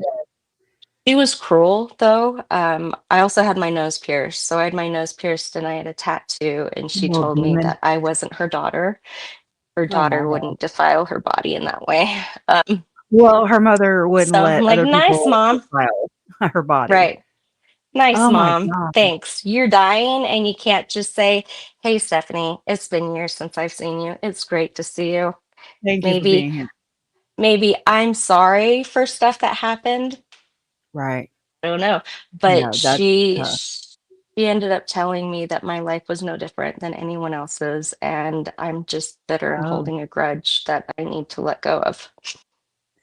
Sounds So like, I mean, this is just me and my little whatever, my insight that I think I yeah, so see. that didn't go how I planned. It sounds like she lived the same life, and that's why she was just so numb and okay with it. Probably. I did it. You could too. You knew, you do Yeah. too. Whatever. Yeah. But she didn't. She broke. I am confident that she had untreated bipolar. Like I am confident she had untreated bipolar. Yeah. So, Wow. you know, she didn't make it. Yeah. And so it's important that you continue talking and sharing and just even venting, whatever it is, whatever the Mhm. outlet or whatever you want to call it. It's important because these chains, these cycles need to be broken. I People do. need to know that they're not alone. It feels better when you're not alone or when you hear somebody else's story and it Right. correlates with yours so much and you're like, I'm not crazy. I'm not being hmm I'm not being ridiculous. over dramatic, right? Right. This was a horrible thing that happened to me that shouldn't have happened to anyone. Like, yeah. That's important. They don't tell you that in Everybody here. church, though. They tell you to forgive and forget. And if you have a problem forgiving and forgetting, That's on it's a you, sin. boo. Yeah, that's on That's on you. you. That's your sin One now. one thing that stood out to me recently whenever and I don't remember if it was in Lauren's live 9-hour diatribe or if it was something else. I think it was her and John, you know.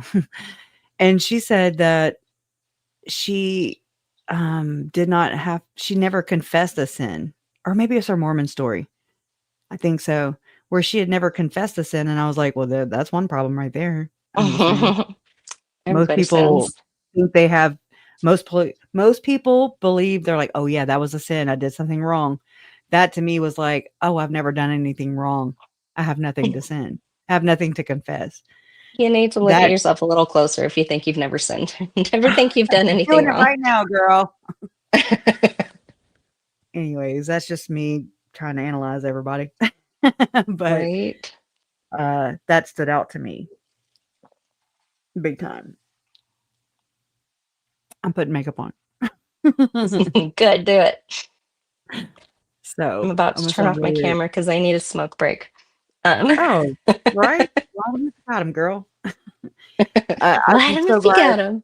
I told Stephanie before we came on, I'm like, "Hey, Jason went to his appointment and I have supper, like cooking, and we have a busted pipe again, another one. Last week it was the water heater. This week it's another pipe. And we saw it when Jason was leaving this morning. We heard it actually. And so I had to get all these things done before I could even schedule. And so he left. I showered, hurried up, grabbed water supply, so I could go cut the water off at the road. And so I was trying to get all these things done. And so I had supper almost cooked. And I was like, look, I'm going to have to kind of leave you, start it, and then you'll have to kind of fly by yourself while I go get my macaroni, done. And so I appreciate her being very understanding. Life goes on, right? I think it went a lot smoother this time. It It's did. just new. I've never done this before, and you've never done Smart. it before. But I really think it's important that these stories are told.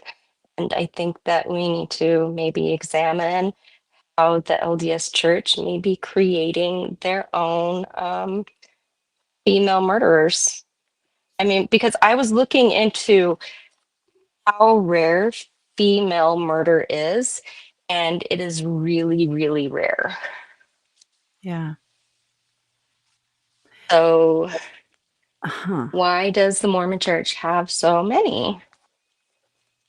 And I mean, I need to look into the Catholic Church and other I know I've heard this, but again, I've not looked up the stats myself and looked into these issues for different churches because I've been so the Mormon Church is so time consuming because they are Yes. everywhere. They are movers and shakers too, and the money they have it's frightening.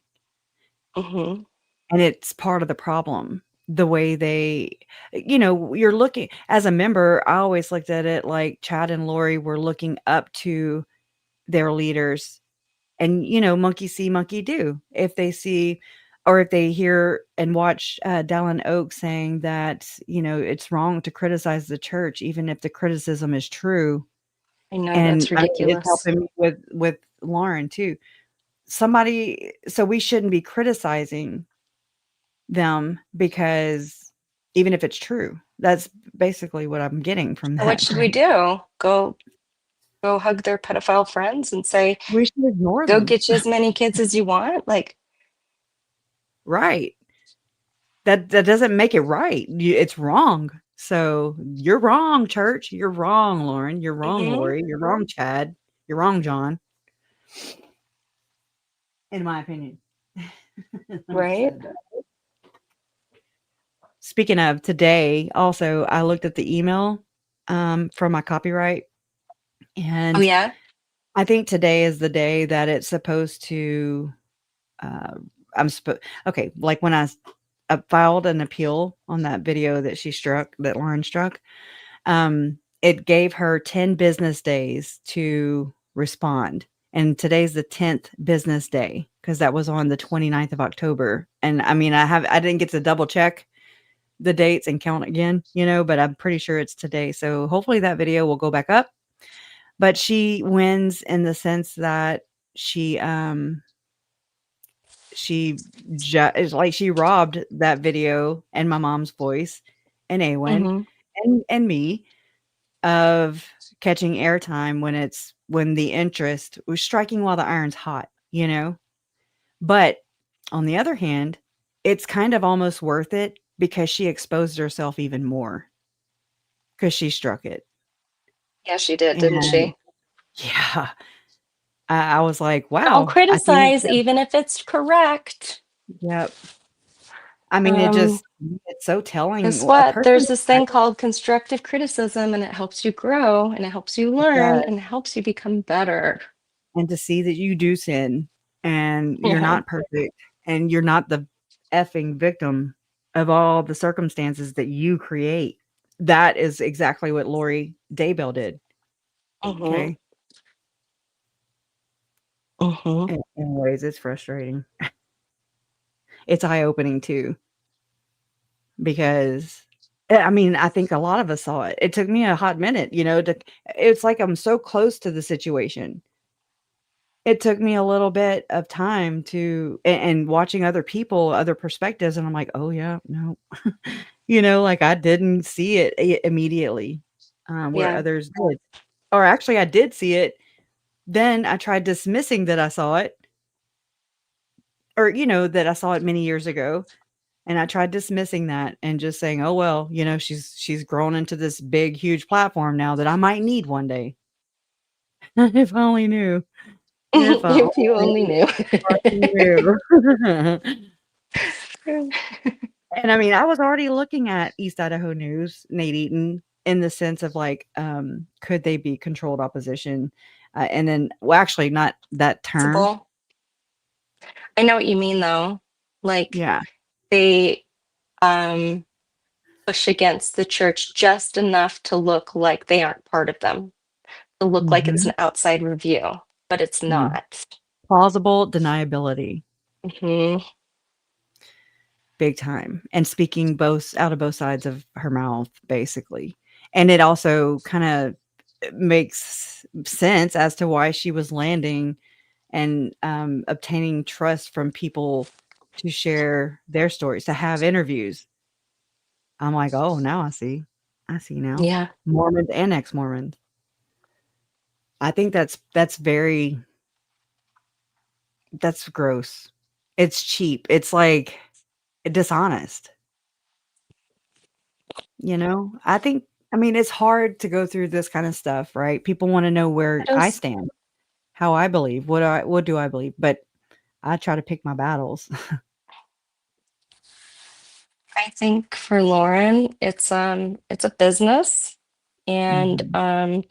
she thinks that you should be able to take that copyright claim and say, "Oh, Lauren, I know this is just a business thing. We can still be friends and talk. I just won't talk Mhm. about that specific thing that you don't want me to." Right. I just keep railroading me. Yeah. Yeah, yeah. So that's I'll what she just wants. She wants to be friendly with you, but she on wants to her. send this, like the cease and desist, and then come to your table and have drinks. That's Yeah. weird. That's weird, Lauren. Yeah. That's not That's normal. disingenuous and gross. Yeah. It's Yeah. it also kind of explains why she's in the positions and situations that she's in. Hmm. Or they seem like, you can dish it out, but you can't take it. So that's a tough row to hoe. And Yeah. I mean, she's old enough to know better. And again, this is why I believe she said that she never had to sin. She never had to confess because she probably doesn't think She she did doesn't think anything she's wrong sinned. ever. And that's before all this. So So, weird. Those backstabbing ways, those are a sin. mhm, I mean, if you want to count it you're not that way. you're not a good person. She may not Like, have murdered anyone, but I get mean, I Lori don't didn't know. either until she did. Right? Right? So, Lori seemed like the quintessential Mormon. Like she seemed like the sweet, bubbly Relief Society president. And it was really shocking at first.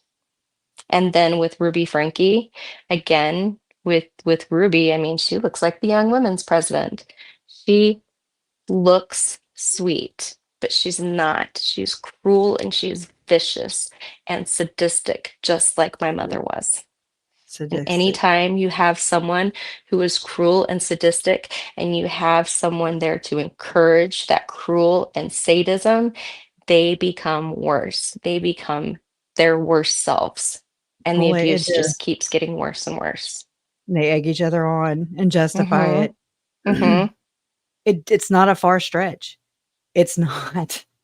Mm-mm. I mean, when you start to kind of factor this kind of climate in, it becomes like, oh, I see. I see. It's very, very one and of the other.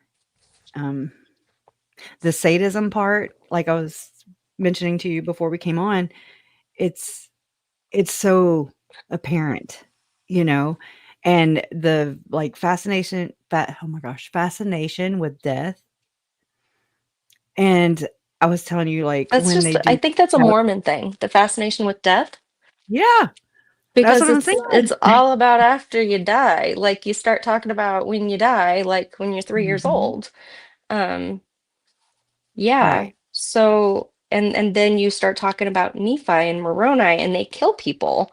That's And the that's okay and that's acceptable to kill and rob Laban because the Lord told him to. But why isn't it Mhm. okay for my sister to kill and rob her victim?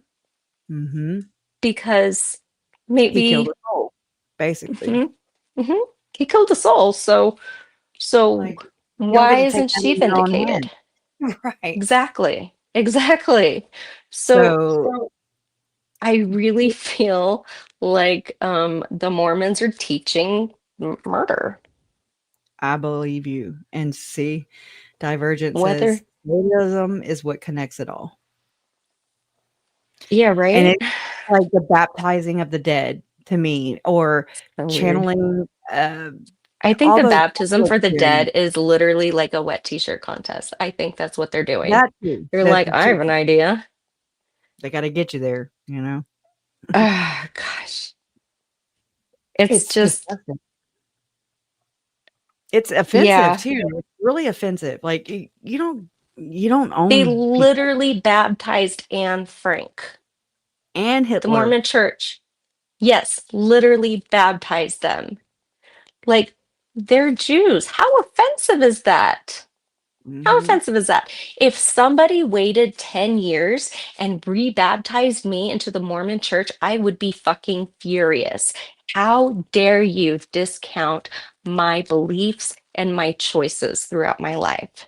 I purposely chose to leave the church. If you rebaptize me when I'm dead, I will come back and fucking haunt you. Right. And me too. Now I second Mhm. that. Okay. Don't do it one time. Don't do it twice. Okay. 'Cause I'm coming. Yeah, me too. I'm going to haunt you. It's not going to be nice. I will haunt you. And guess what? People have been very cruel to me, so I have ideas. Right. Oh my God. Whatever. I mean, hey, I'm right And there. you have to I'll laugh hold at your something. chains. Otherwise, if you don't laugh, you break. I'll hold your chains. Yes. Yeah. Hold my chains. Baptizing the dead Oh, I is don't nutty as hell, and it's Miss Jess. offensive. Miss Jess, Cushy, you would be a guest court advocate for victims. I don't know You what that would. means. What is that? So, um, in court, they need victim advocates to sit with Oh, the victims. like we had So, Nicole mhm. and Whitney. We had So Whitney in Idaho. like I had Alessandra for little B. Um, yeah, you'd be wonderful. Oh wow. That's Mhm. interesting. It's Something to something look that's paid for. It's in social services. I don't know what the degree need is for it. I don't know Yeah, I never what knew they what I wanted to be require. when I But grew up. but yeah, people I just need love someone to sit next to them and literally just hold their hand Mhm. because it fucking sucks. That's awesome. Thank y'all. That's so nice. Mhm. I mean, I've always wondered what to do with all this. Mhm. Pay it It's forward. yeah, that's what you do. Be a That would victim's be advocate. very honorable and channeling all this crap and Yeah. trying to help somebody else with it. Not save them, but just help. you know. But Oh and my I just rubbed gosh. foundation into my eyeball, so probably not gonna go on with the rest of the makeup I because my couldn't eyes be a watering victim's advocate because ferociously. like sitting in those court hearings That's me. and Mm-mm. seeing Phil is what they called Charles Philip Grenier, but seeing him sit there, I wanted so bad to scream at him. It took everything I had inside of me not to throw something at his fucking head Mhm. and not to scream at him. And it took every ounce of strength that I had. And I'm really, really proud of myself that I did not have an outburst in court. We're proud of you But they too. did make me leave a few times for crying. And I'm like, I'm so sorry that my tears are disruptive. I know. Yeah.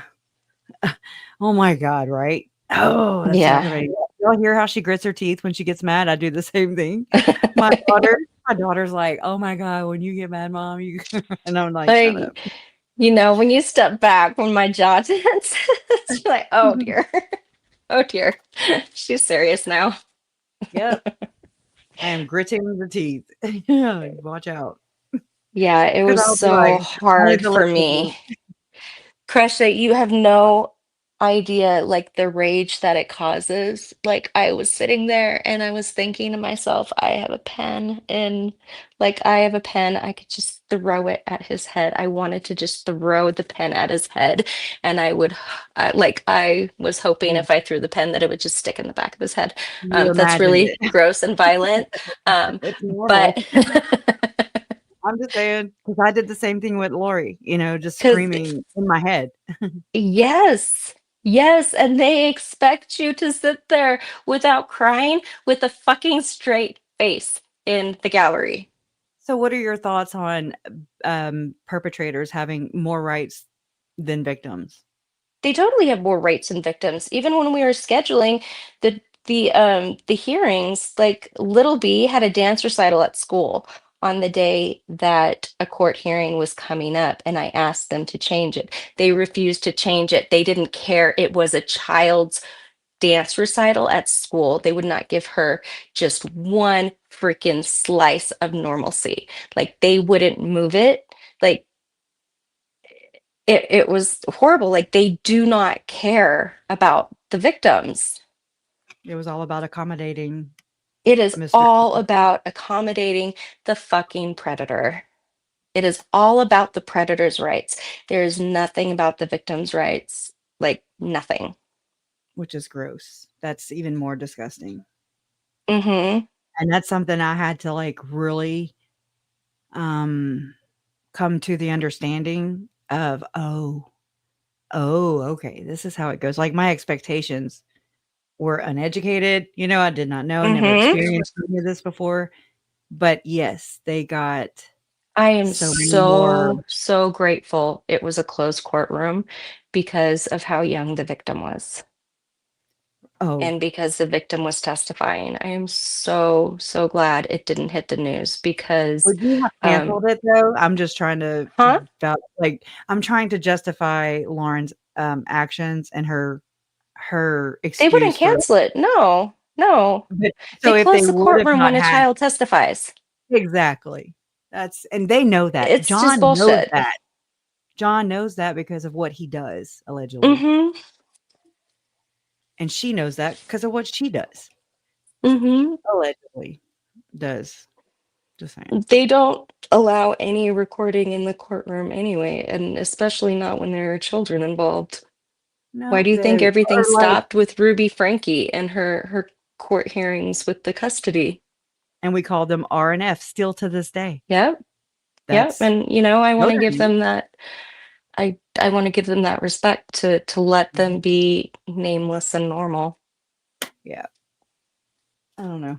It just seems pretty convenient for Lauren to use that Hmm. and look in hindsight, knowing what happened and using that as her response to knowing what was about to come out, like Hmm. that to me is gross. And then it's prolonged. Like release the text, whomever has them. And that would mean that Grayson would have looked at them too if she dug through all of Lauren's phone. Right, If I'm being Lauren, honest. just admit you're snarky. You can be a snarky bitch too. It's okay. We all can be snarky bitches. All It's right. like this other stuff, she went this route instead, which is that is like, whoa. I want to call her a whiny titty baby crying about the stuff Christina has posted. You just did. Just kidding. She's a whiny titty baby. You're blocked? No, Like, you're not blocked. We see you, Miss Mojo. oh I'm just sitting man. here trying to bon quick my makeup. Like, are you kidding me, Lauren? That scared you? Like, I Wow. can tell that woman's never been hit. Sorry, She's never that been was in a fight. horrible. She's never, Right? yeah. so You have never privileged. been grabbed by the neck and slammed up against the wall, have you? Right. No.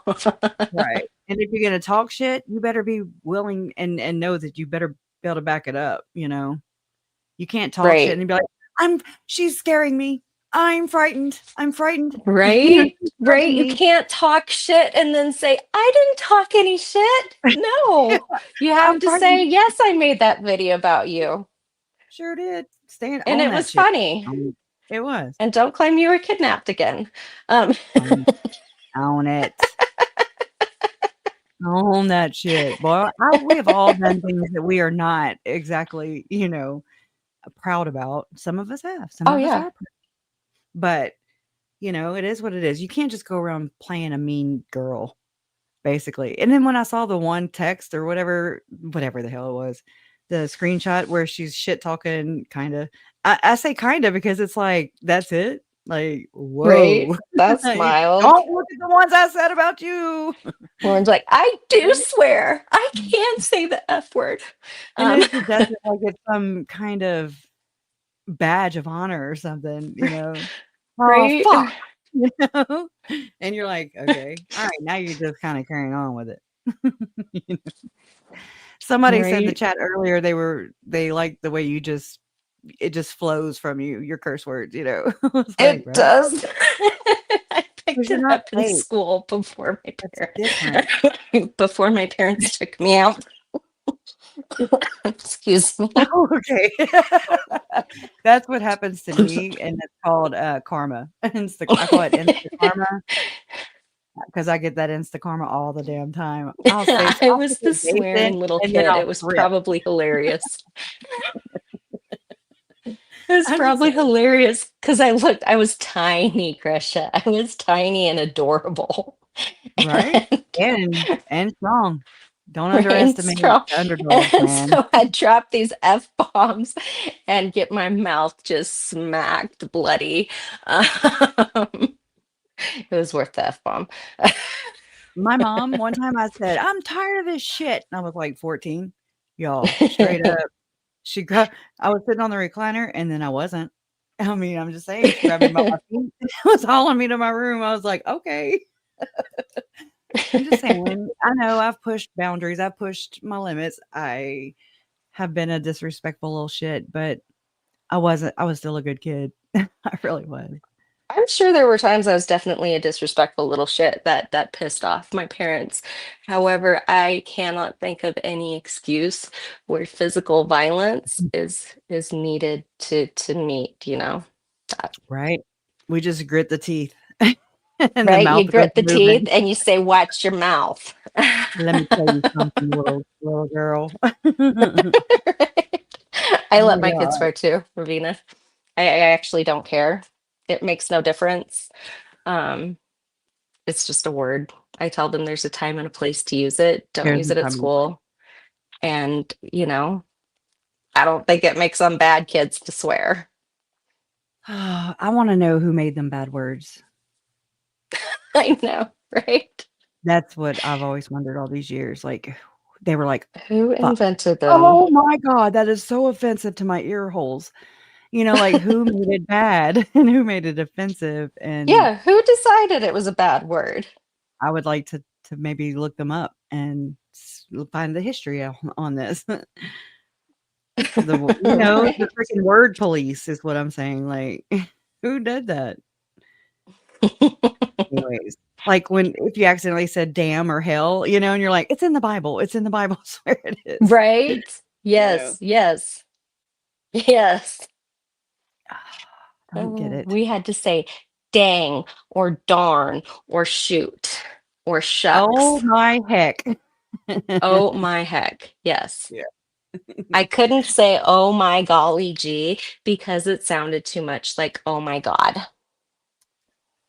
I like Um what Carla says. Science says it's intelligent. So there you go. Thanks for the justification, Carla. Appreciate it. Ear holes, man. They are ear holes. mhm. The word popo for sure. Call the popo ho. Call the popo. That's a What I southern always think thing. of. That's such a Southern thing. The popo. Medea. That's what I Hmm. pictured. I pictured Medea jumping over the little gallery. What do you call it? Gallery in the courtroom. You know, the little. Yeah, gate. the gallows. I just pictured Mom and Larry like just at least sticking their leg out when Lori was passing in front of them. I mean, I It's thought it, so tempting. right? That's what It's I'm saying. so It really tempting, especially with the case that I was there, and I'm like, because he hurt a child, like badly. yeah. Like it was a really, really, really bad case. God, I'm sorry. I'm reading JoJo's comment. That's what, Wasn't allowed to say not shut up. I laughing wasn't at allowed to that, say shut up either. but just yeah, the frick. Even I got punished for saying "duh." My Isn't dad that so weird though? Okay, we couldn't swear, but it was okay for parents to use physical violence, like and things that are swear. considered child torture. Like you cannot stick a kid's head in a bucket of water and hold them there. That's now child torture. Oh, by the way, Utah didn't make any child torture laws until after the Frankie kids. Like that is what spurred the child torture laws. So everything that my parents did at that time was still perfectly legal. Wow. And so it makes me wonder if now they're like, I don't know, because there's reasons bills get passed and not passed, Mhm. Well, and it got passed because it was a really, like, it was prevalent. a really big case. Yeah, all the news channels picked it up. And I know the church did not care for the light that was being shown. And in fact, I'm Hmm. gonna look for this story while you talk, but that has to do with this persecution thing that I noticed after Lori and Chad happened, and they were incarcerated but awaiting trial on, I The wanna say, the Salt Lake Tribune. persecution, The what church! is it, syndrome? But n well, no, that they actually did like a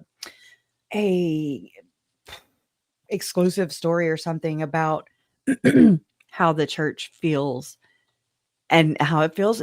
To me, it was like, "Oh my god, I'm being persecuted." How does the church feel? How do the children feel that are Yeah. members of that church? How How did about Tyler that? and JJ feel whenever you didn't even Hmm. try and advocate for them, but Hmm. you also stuck your big ass nose and your business into the jury pool? Like, how does that Right? equate, and how is that not obstruction of justice, and how do I not have a lawsuit against their asses is what I wanna know. I really think that the prosecution left out a lot of ritualistic stuff Mhm. because um, the prosecutor's Mormon, the judge was Was inactive Mormon, everybody was Mormon, right? Mhm. Like, And yeah, yes. and so do they want these really weird early Mormon rituals getting out? Probably not, because it makes them look No. like weirdos too. They're going to be like, Same with well, the do you Odin. also do that? And they'll say, no, that's the FLDS. That's not us, But right? are But do you you know what the silent? FLDS is? Yeah. It's Mormon Yeah. history. Yep. Just a different sect. Uh-huh. Mhm. Yeah. Let me look this up. Oh, let me put LDS. Oh my god. Let me not put Mormon. Yeah, it's one big circle jerk. Mhm. But they're still allowing it by being quiet and not exposing it. Like, that was one of my Hmm. expectations Hmm. that was Like I said, shattered. if it wasn't part of the doctrine, then why don't they kick all these people out? Or why don't they remove it and not Hmm. just say it's disavowed? Where do you have a disavowed website? Please, people. Like, not everybody knows that, and from out here, it doesn't look disavowed. Yeah, right. No, it doesn't. Say what you will. It looks like the church is perfectly okay with human trafficking. It Is looks, yeah, is what it looks like. yeah, I Either second they're that. perfectly okay with it or it's part of their doctrine. I mean, I'm not sure which one, because if they really didn't want these people there, as part of them, they would remove them from the group. Yep, I second that. let's see, August 22nd, 2022. I mean, August 2nd. Oh, it's so pretty. The crispy leaves are falling outside. They're all orange and gorgeous. Here, I think this might be it, but if not, it's another one. So let me share my screen real quick and we will go over it. Yeah, this had come out too. I forgot. God dang it. So yeah, Jana Reese, Mormons are being oppressed and mocked on TV. We're not alone. I wonder why. For pointing out There's a wrong. phrase I heard: don't do fuck shit, there'll be no fuck shit. I love it. Yeah, that's a good one. That is a good one. And yeah, they were going out of their minds. I remember when all this came out, and yeah, it says, under the banner of heaven, keep sweet, and murder among the Mormons, which is one of the keywords Lauren has in her little box in YouTube. You can only put like 500 characters, I believe, in that drive traffic to your channel. Okay. And murder among the Mormons was one of her search engine optimization things.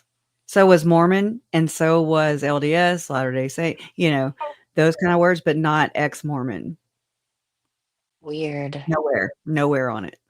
And also Trial Watchers, which is where Christina has appeared on a documentary You're right. about She people doesn't that put go to ex-Mormon. trials. Mhm. I do see that. I think that Lauren is trying to be a bridge still. She doesn't want the church to look as bad as it is. And so Mhm. she knows the inside of it, and she's kind of a Jack Mormon, so she gives the churched up story, one Mhm. that's acceptable to outsiders and still makes the church look good in some ways. Yeah. So that's a good point. Under the banner of heaven, keep sweet, murder among the Mormons, Lula Rich, Mormon No More. All 5 of the above are 2021 or 2022 series streaming on television. Boy, they don't like that, huh? All 5 present Mormonism in an unflattering light in some respect. Banner being the worst of the lot by locating Mormonism as a religion that breeds violent men. As the only partly fictionalized series in this string of documentaries, Banner takes the massive liberties with 19th century Latter-day Saint history. The other entries are more nuanced, but all shine a light on darker aspects of the Mormon faith and its culture. And Keep Sweet, it's the terror of polygamy in the fundamentalist Church of Jesus Christ of Latter-day Saints, a breakaway sect that became known for the forced marriage of teenage girls during the reign of Warren Jeffs, the group's prophet and former member of the Church of Jesus Christ of Latter-day Saints. Anyways, in Murder Among the Mormons, it's the 1985 bombings. This is something I've been watching, and I kind of went over it on my own channel, because looking at this as an adult and knowing what I know about like Charlie Kirk and the other things that are going on that seem to be orchestrated, this is major vibes of that to me. The Mm-hmm. 1985 bombings Do you engineered. want to hear Like, something crazy? it was spun. Yes. Mark Hoffman was my husband's Boy Scout leader. Of course it was. Of course it was. Mm-hmm. That's your husband now? Are My you? husband now is his Oh my his gosh. scout leader, and he can tell you stories about him. Oh my God. I'd love to hear them. Mm-hmm. We need some real truth, man. I mean, just to get another, yeah, if ever, let him know. Okay, I'll let him know. He might. Mm, He might. He's funny. He me and our chat. Okay. Yeah, he's the type. His parents were like socially Mormon, so they went to church and got baptized, but they didn't do any of the church stuff. Like they only went to church like maybe 4 or 5 times a year and didn't go to seminary or young men's or young women's. So they weren't active. And then he met a girl at school that was active Mormon, and they got married. So he went to the temple for her and did all this stuff. And so when Mm. he left the church, he's like, he kind of has this really fuck you attitude because he feels like they tricked him. Mm. I'm sure a lot of people feel this way. Hmm. I don't blame And them. so like he's gotten into Mormon history like quite a bit and some of the darker stuff, and he's like, did you know this and this and this? And guess what I found out? And like he found out about the second anointing and told me about it, and I'm like, no way. Like I Way. didn't think it was real at first. And like we both found out like it's a real thing. Like he Yep. just feels so cheated by you Supposed know. godly men, supposed Yeah, representatives exactly. on earth. It's disgusting. It is. I mean, I felt betrayed, and I'm not even a member of the damn church. It was like, whoa, this is the same thing that Lori Mhm. was saying to When my he went through uncle. the temple, they still did the sign to slit your throat and spill your bowels if you speak about the temple. Chad too. Chad and Tammy. Hmm. I mean, And he's barely. like, this is fucking weird. He never went back to the temple. Like he's like, this is not for me. Um, Mhm. but I mean, it shouldn't. I mean, if you're just gonna forgive anybody that you choose, then what is the freaking point? It's that's not. right. Then that tells me it's just a sham. Hmm. And they use it to freaking like put people and shame people and open up their wallets and give them fresh victims. Hmm. Well, he realized really young, when in his 20s, that if he wanted to be successful in business and get a good job, that he had to go to church and at least claim to be Mormon. So that's what he did to get his career started, and he'll admit that he stayed at church longer than he wanted to because his career like A lot of required people it. that's been one of the things I've noticed Hmm.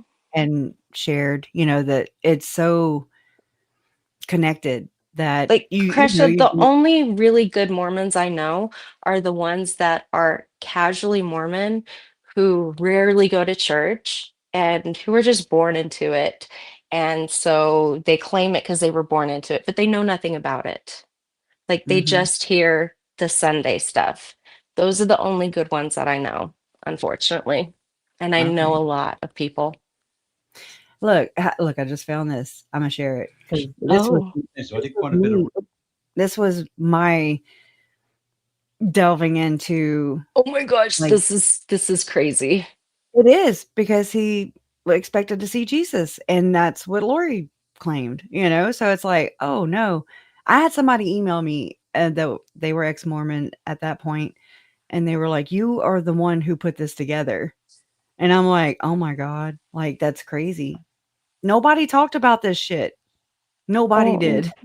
But I mean, I No, got it from because Mormon Stories. ex-Mormons are really hesitant to talk out against the church, and it took me a really long time to, because my stepson and daughter-in-law are still active in the church. Mhm. And Gonna be respectful.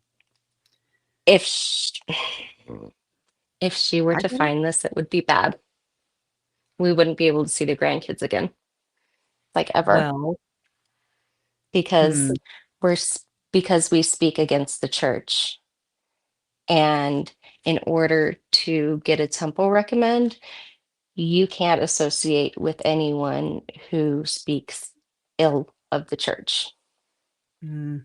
I've had, like the whole trusted source thing. I understand getting your sources, make sure they're from valid places, but not Hmm. all are considered valid. It helps me to build a theory, to support it, and until I can find that iron proof. But I hear Yeah. things in comment sections that aren't even of my video. They're a long time ago on these blogs of actual active Mormons talking and discussing things, And it's like you get to kind of get a bird's eye view without someone trying to sway you, or someone talking to you. Like, let's say that, Brandon would have came to me and said, okay, this is what we believe, or any believing Mormon at that time. This is what Mhm. we believe. This is what we don't believe, blah, blah, blah, blah, blah. Okay. I'm not going to take that at face value, though, unfortunately, for you. No, Like, I want to know for not myself. everyone in the church actually believes the same things. I mean, there's No, these turns cliques out. within the church. It just depends on how deep you dive. And now it makes me understand why, when I did see Nancy Joe that morning for the day of sentencing, why she wasn't very welcoming to me, you know, because she Hmm. did an interview with Lauren after that, wanting to say that what Lori and Chad believe and did and said are not what the Mormon Church believes. And I beg to differ. You But can't it speak is what they for the believe. church. Yeah. Maybe that's not your experience, but it's theirs. I It's the think reality. I think it's too hard for them to admit Mhm. that these things are also inside the same church that they used to believe in and love for so long. Mhm. And it's really hard to come to grips that something that you love for so long can have so much evil in it. Yep. And that's ignorant as well, in my opinion, because Hmm. it's not addressing the elephant in the room. Right? Because it So hurts. It Mhm. hurts physically to examine your spiritual beliefs that you've been taught your entire life. Like it Yeah. physically hurts, like your heart is being ripped out when you find out that everything you believed in is a lie. Yeah. And I hate the way the church calculates and uses and intertwines God and Hmm. Jesus. Like to me, when an ex-Mormon or when a Mormon leaves a church and they deconstruct their faith, they also leave God. And that's Hmm. because so intertwined in that. Hmm. And It their really twisted is. narrative, and it sucks. And so it's I like it doesn't give a fair shake, you know? I guess not. I mean, I tried to go to the other churches, non-denominational churches, and it just um I just couldn't get into it. I feel like Mhm. if there is a God, if he is all knowing, he can't be all good. There's no way that a loving God would know what I was going through and let me go through it, right? So there's no way that he is all good and all knowing at the same time. He either has to be neutral and he can't make any interventions, Yeah. or he has to say, yeah, too bad. It's kinda like free will. Hmm. He does the free will thing, and if people act on that free will, and that to me is supposed to represent what? Satan? I Wha guess. with their influence, but I don't know. I don't know. I don't have all the answers. I'm just saying. I just think they unfairly loop God in with it, and so to even, like, I used to have the same kind of understanding or belief, I guess, by equating God with church, and I don't think that's it Hmm. at all. God's within us, and, like, they try to be the middleman, but they use it to oppress us, Yeah. and Yeah. so it's like, I also am like that too. I believe in a higher power. I don't know what that is. I don't know if he's a dude. I don't know if he's a chick. I don't know I if he's either. I'm just saying, I know that I know I don't know. I just don't feel like we just came out from nowhere, you know? I just I don't know. It's okay. I I don't like it can't either. see the Mormon God being the actual God. That is. If the Mormon Right. God is the real God, I'm going to be We're sorely screwed. disappointed We're screwed. because he's evil. Like, Yeah, he's a little shit. yeah, right? Like he is Yep. vengeful. Why'd you have to turn Lot's wife into salt, man? She was just looking back. That was a lot to give up. Oh It's my God. hard. Give her grace. But no, he turned her into a pillar of salt. What a jerk. Yeah. She probably was tired. Maybe had a Right? headache. She was probably tired and had a headache. Taking care of all the damn kids, you know? Just saying. I'm gonna play this though, because this blew my mind. And so he's Oh, this is talking on the second um, anointing. Oh, yeah. yes. Okay. It's This just is so I don't interesting. it's been a long time since I've recorded this, so I don't know exactly I don't what believe I don't believe most mainstream Mormons who are active know about the second anointing. they need to, in my opinion. I think they need to also. Yeah. Sorry, not sorry. It is what it is. You should know this. Because there's two different camps. There's the temple going Mormon and there's the regular church member. And Lori dedicated her life, she said so, to the temple. And that's when everything went crazy. You know, it didn't help feed the delusion. Reading from different sources, all Right. by Bruce R. McConkie, though. And in that, it was very clear cut what it was. It's making sure you're calling an election. I went back to Old Holmes. Yes, I've read that. I understand that. That's what it's about. Now, being me, figured I'm not ready for this. You know, I'm not, I haven't yet proven I'm not, you know, this isn't, I can't believe it's happening to me. So I'm going through all sorts of things of what, not that I had anything major to repent of or anything, but you know, you just don't feel that you're at that level. You're that, you know, that any of us are that worthy. So okay, I'm gonna go ahead and read. I'm gonna go ahead and read from Mormon doctrine what it says about calling an election sure. Is that all right? Sure. Yeah. It says those members of the church who devote themselves wholly to righteousness, living by every word that proceedeth forth from the mouth of God, make their calling and election sure. That is, they receive the more sure word of prophecy, which means that the Lord seals their exaltation upon them while they are yet in this life. Correct. Peter summarized the course of righteousness which the saints must pursue to make their calling and election sure, and then referring to his experience on the Mount of Transfiguration with James and John, said that those three had received this more sure word of prophecy. And then it refers to 2 Peter chapter 1. Right. And it goes on to say, Mm-hmm. Well, that's what Zalema, and she had asked Chad. She was like, well, how do I know if I'm going to be part of the call out? How do I know that?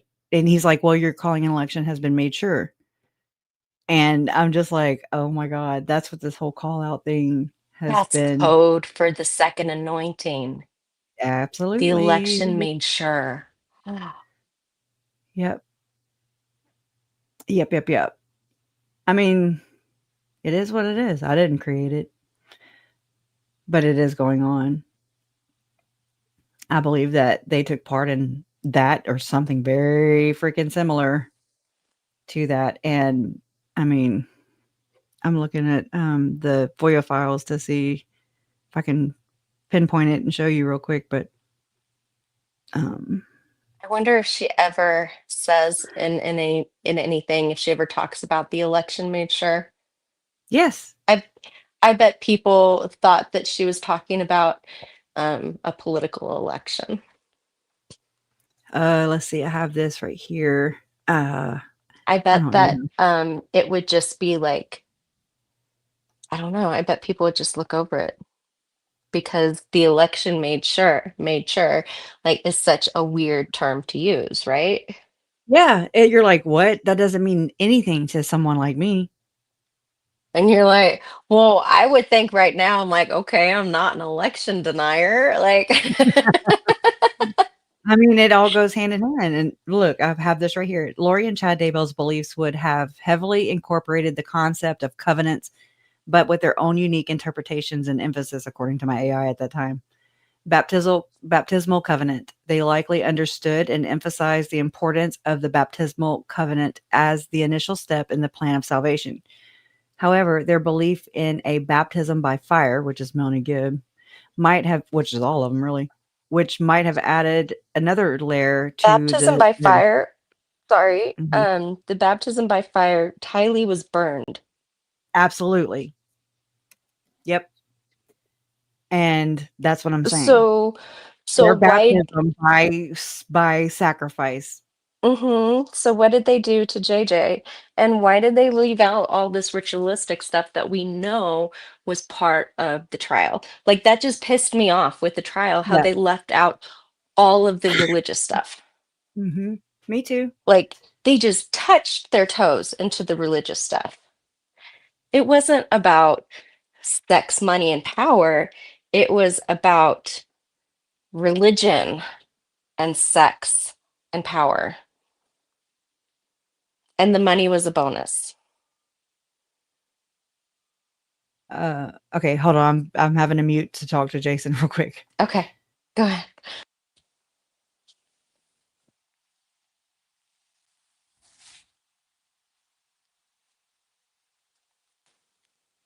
Sorry. I don't know where. Yeah, it they went. kind of do just skip over what Jesus said to the thief on the cross. Yeah, it's not There's no about red that. print. I don't see red print ever in Book of Mormon stuff. Yeah, right. Anyways. So the sacramental covenant, they would have likely recognized the sacramental covenant as a renewal of the baptismal covenant, consistent with standard Mormon teaching. I'm going to skip down to this because really what they're doing is this united order and consecration. That's what this is. That's what I'm saying. It goes into the united order, aka American order, aka NWO. The mention of the United Order with its principles of consecration might have resonated with their beliefs about sacrifice and dedication to their perceived, or was it perceived, divine mission. Through their application of these principles their application of these principles might have been unorthodox. And that was my Canva AI. Oh my God, I used to fight with that damn thing. I'm like, just pretend, okay? Give me some freaking scenarios, man. It's like, I can't talk about this. It's too sensitive. So this personal covenants and calling and election made sure. The article mentions that the more faithful a person is, the more covenants they can receive, culminating in their calling and election made sure. Lori and Chad likely believe they were on this path, receiving special covenants and assurances directly from God or their leaders. Anyways. It's just that's what I've been doing. That's all I do is run different things, articles, things I find, and I'm just like, okay, what about this? What about that? How could this factor in? It's very interesting. Yeah, it takes a But really long time to actually deconstruct from the Mormon Church. Like I haven't been attending church since 2013. wow, good. Um, I'm glad. yeah, but it still took me until 2017 to get my name removed from the records and like finalize it. Because still for a couple years, like I thought, well, what if there's like uh what if there's an earthquake? The church only takes care of their own. So you want to be on the membership records if there's any sort of natural disaster, because that's the only way that you're going to get help. Yeah. I mean, Does that make sense? that sounds like the idea. And Mhm. like the fear mongering, they're allowed to Mhm. continue the fear mongering. And so that call out theory that people were screaming about and have been talking about for years before this even happened is It's well known in the Mormon Church. and it's just, well, I think it's like one of those things that somebody spoke about and then they had to spin it Mm-hmm. when it's really going on inside the church Mm-hmm. They just or didn't want it behind. talked about. So they made like some stupid, or whatever. People are just trying to comprehend it within logic, and I'm like, why would the church need you to save 7 damn years of food? They don't need your food. They can buy it. Why are they going to be bringing, That food's 18 nasty wheelers? anyway. Why are they going to be picking up your stuff with 18 wheelers? That That doesn't make sense. Make it make Doesn't sense. make sense at all. Just blows my mind. At all. It does. And I was thinking about it the other day. So, um, like with our house, the most likely event that would happen here is either a fire or an earthquake. In both situations, we would have to leave our home and then we would have to leave our food storage, right? So then that makes me think, well, your home isn't probably the best place to store it, right? So if I'm thinking that, what are these really weird preppers thinking? Mhm. You know? I think they became the scapegoats in a sense, you know? Like, I mean, we do have to think about it here because the neighborhood that I live in now, it actually caught fire and Mm. burned like part of the neighborhood. So everyone, and it only happened like 8 years ago. So everyone in the neighborhood is really hyper aware that, there's these emergencies like wildfires that Mhm. are quite possible. Yeah. Yeah. So it Definitely. really it reinforced that need to have at least some sort of a prepper mindset. I mean, and I think it's a smart thing to do. A couple weeks Yeah, top. it is. Oh yeah, it is. I think even like I mean, I mean, just a I like to have my hurricane too. cupboards full. Like if if you have a bad month, you need to be able to make it last through Mhm. a couple months is what I think. Um, but yeah, these Mormon preppers take it to a way different level. Yeah. I don't know. I'm looking. I don't know. I'm doing too many things that usually take my whole mind and not just half of it. Oh my goodness. You What? lost your home in the volcano eruption? Oh Oh my goodness. wow. So Oh, that's sorry. got to be bittersweet. That's got to be bittersweet because in Hawaii, the volcanoes are like you almost worship them because the volcanoes bring new life and new land. So Mhm. bittersweet. My house burned down in 2006. Oh my gosh, I was thinking 8 or 9, but my daughter was 7 months old. She was born in 2005 in December, but it was Yeah. Hurricane Rita.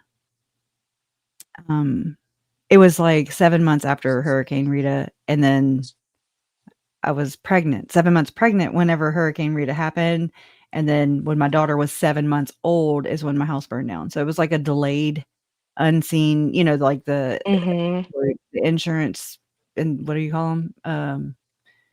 Insurance, not inspector, but whatever. They Adjuster? came out, yeah, adjuster. He came out and surveyed the house and everything, and that went unseen. Mm.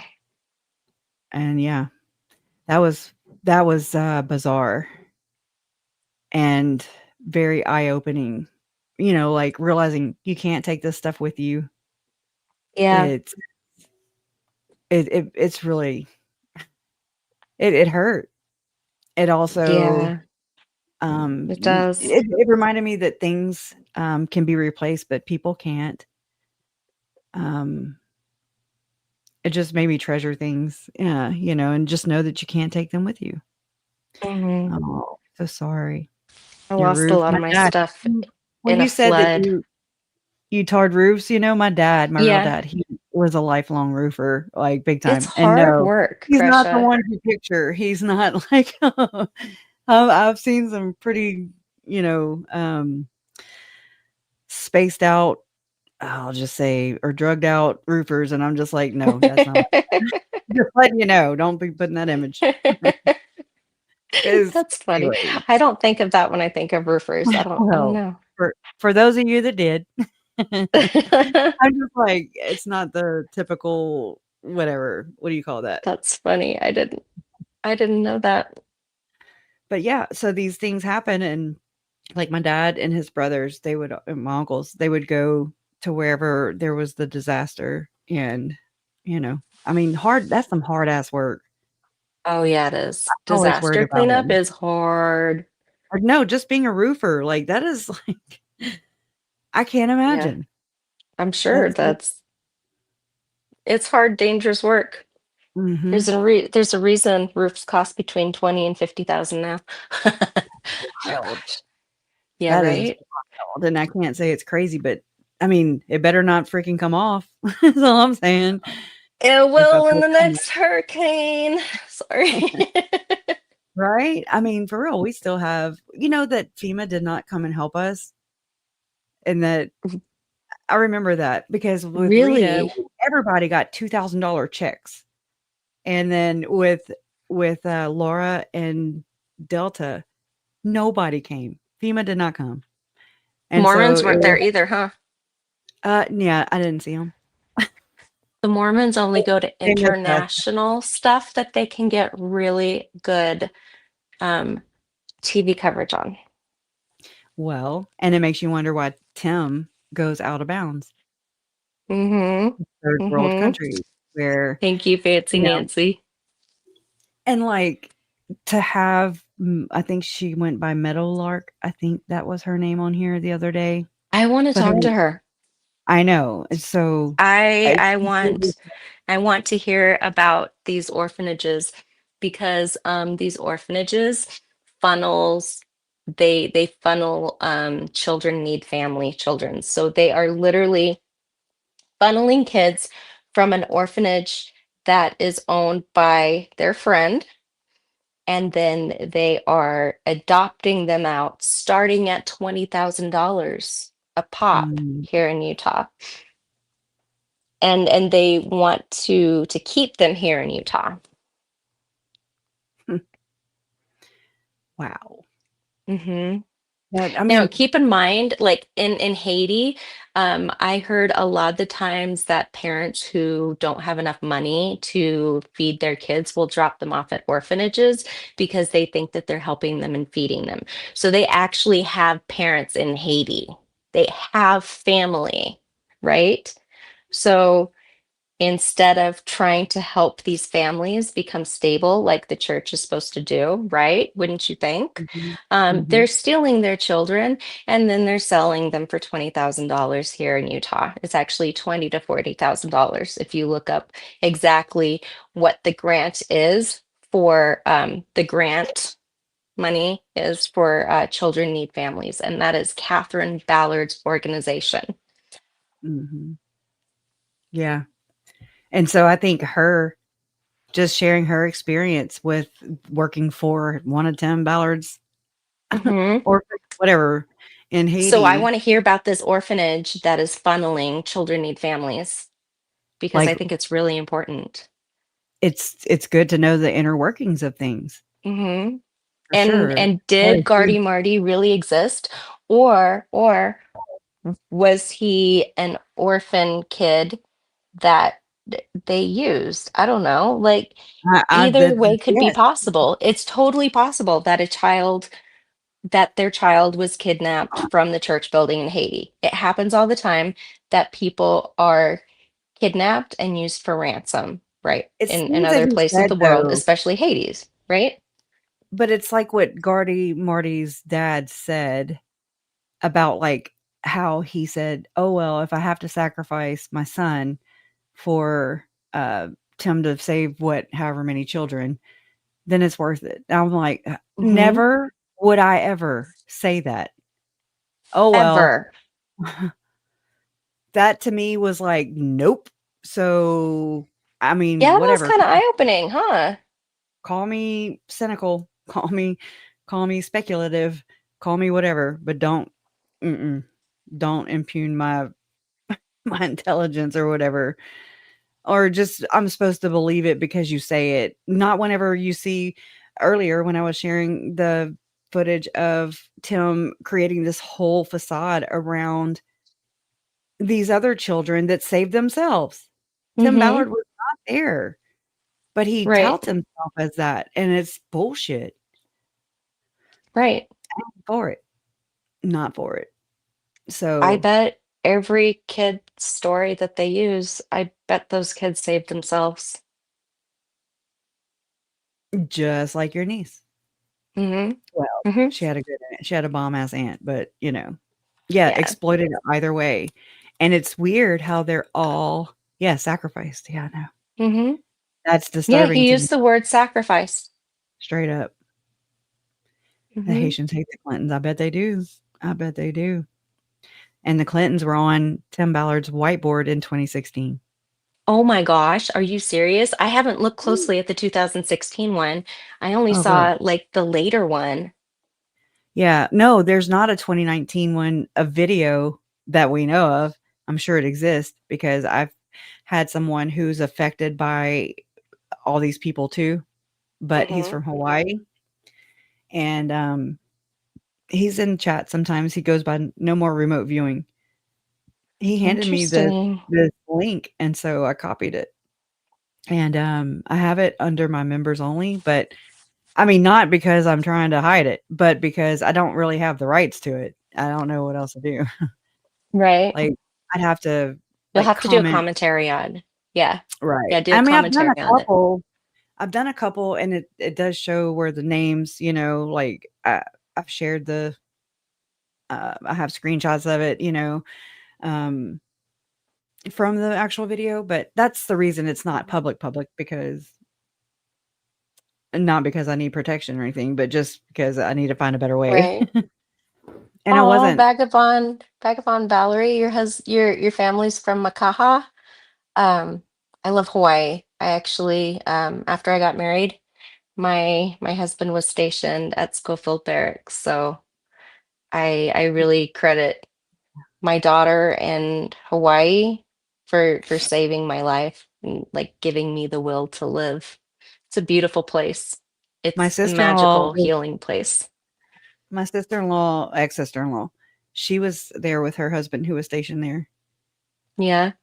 And yeah, that's pretty cool. Yeah, we were there for 6 years. So That's a long time. yeah, it was my I know favorite place I've ever lived. there's a lot of people from Hawaii or whatever who want to talk about the whole stuff that's going on in Hawaii. I just don't know enough about it to, give it. It's really sad.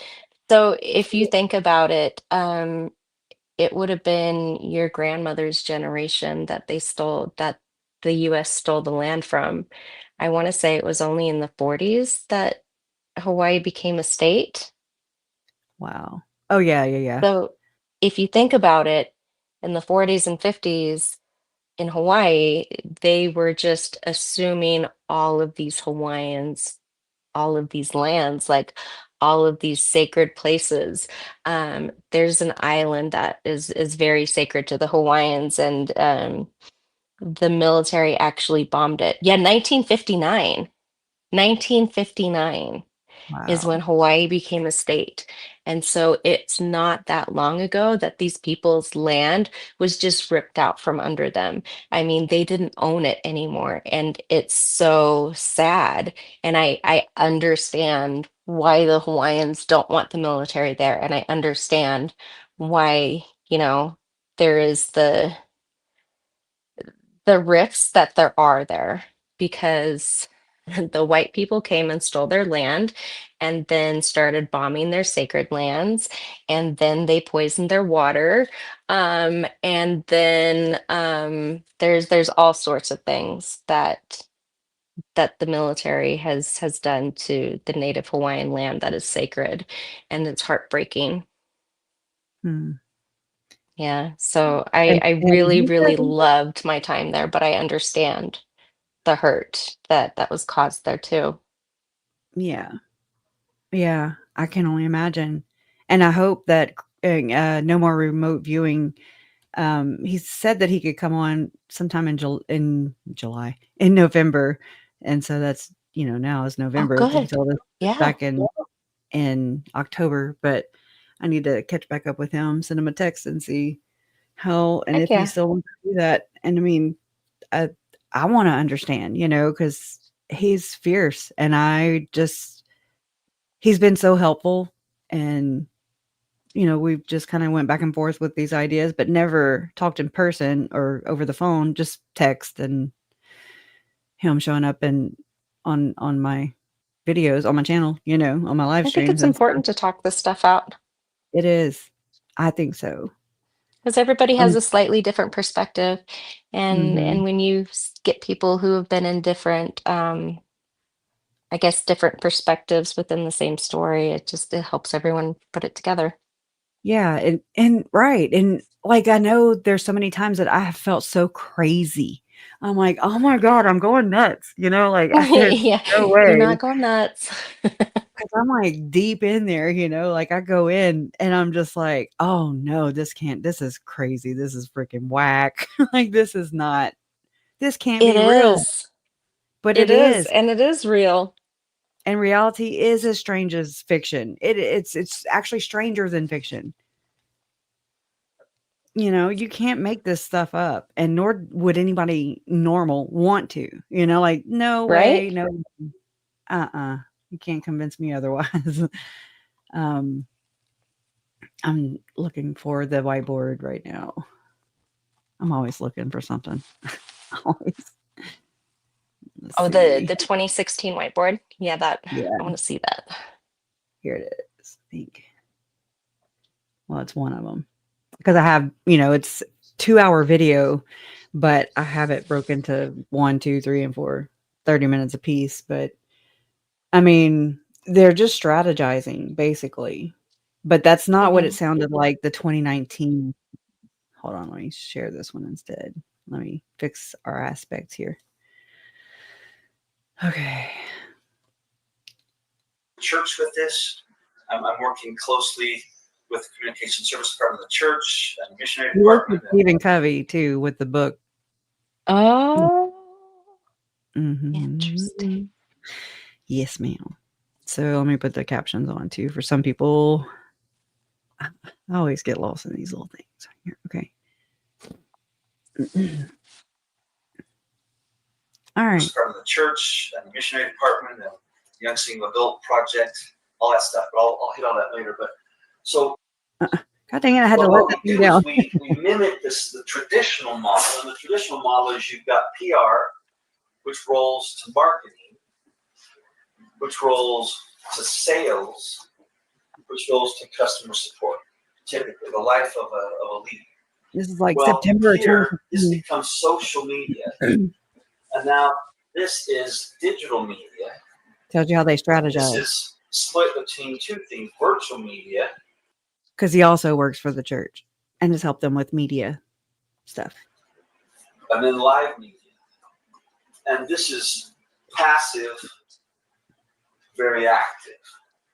It is such a business, isn't it? Yep. So this becomes your massive Only a PR business. machine if you do it well. But this Yep. has changed dramatically. When I said marketing before, people always thought of brand and advertising. Both of those are dead, pretty much. And I'll tell you why. When I say advertising, I mean traditional advertising in print media and so on. In 2012, Google finally moved ahead of all magazines and all newspapers combined. Just dwarfs it. And what's different with Google advertising is that you get immediate, quick feedback. It's wild to You can watch. split test, copy changes in seconds, and you can tie exactly what you spend to exactly what you get. I liken it to the old direct mail. Direct response advertising is similar to what digital advertising is today, where it's always based on a call to action. And Scouts of America. Now, don't Boy get me wrong, Scouts. branding and all that stuff still has power, but nothing like it used to, because the big problem, the heyday of branding was when ABC, CBS, and NBC were the three networks, and that's all there was.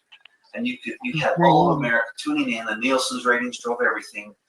Well, what do you do now when you've got thousands of YouTube channels and millions of YouTube channels and thousands of cable networks that fracture all those things in all different areas? You can't get enough reach and frequency on any message to really convert someone with just a brand approach. So you and what the contact internet does people is and have them fracture do it for people you. more, and so they've taken the This internet is so now to weird. extremes. It is It's Stack it deep telling and sell it cheap like Amazon, even more now. or the ultimate Yeah. niche boutique. Those are the two things that do really well. The stuff in between gets hammered. And so stack it deep and sell it cheap is like my buddy runs wheatgrasskits.com, and he sells $80,000 a month of wheatgrass kits. Well, that's about as niche boutique as you can get. Uh-huh. But if he owns wheatgrasskits.com, the top of the search engines on Google, he gets it almost for nothing. There's never been more leverage than there is now if you know how to leverage these two. So the LDS Church, for example, they had a pretty good PR department and a pretty good live Doug in missionary PR. department out in the field, but they didn't have anything in between. And so what we're helping, they didn't have the digital enough the virtual. The example is they're really great at making videos, but they don't know who watches them. So folks like Lindsay, Lindsay Sterling, the dancing violinist who has 2 billion views, at the end of every video she has a little call to action. So real quick, you know she's one of our ambassadors. I heard that. So we can, if we can divert that river, she'll do it. Yeah. The key is you got to do it her way. But if we can learn her way, there's nothing more powerful because she knows everybody else. If we can copy her, if we can take her idea and use it instead of. And you get Stuart Edge and you get the Harmon brothers. And she comes up on the next video, I think, where he writes all the names. And does she know she's being used? She's on there as a donor, as like on board. Oh, fuck. Damn it. Can't have anyone that I like, can I? Oh no. That's gone. You gotta let it go, girl. You gotta let it go. It sucks, but it gets easier. Man. I know. You gotta look up to you. Is what it is.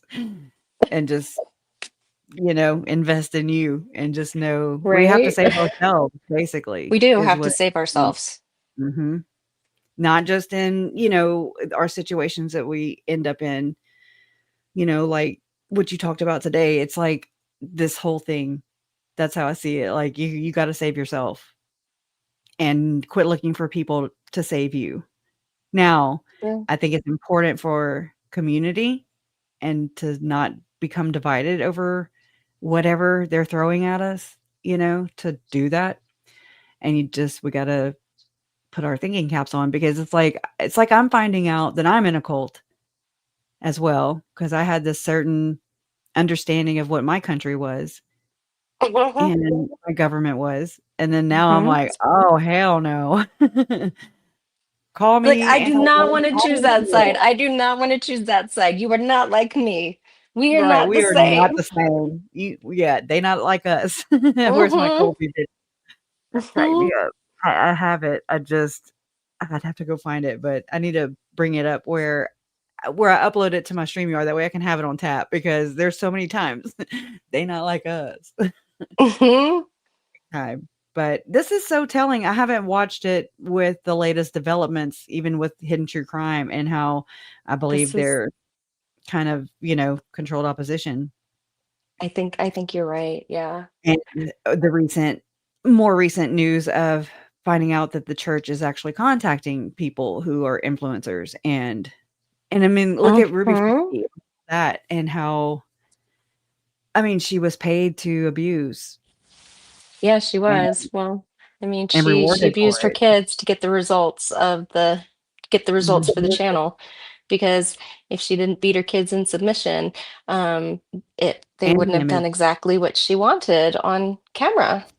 And it's not just the image for her and her family; it's the image for the church too. Mm-hmm.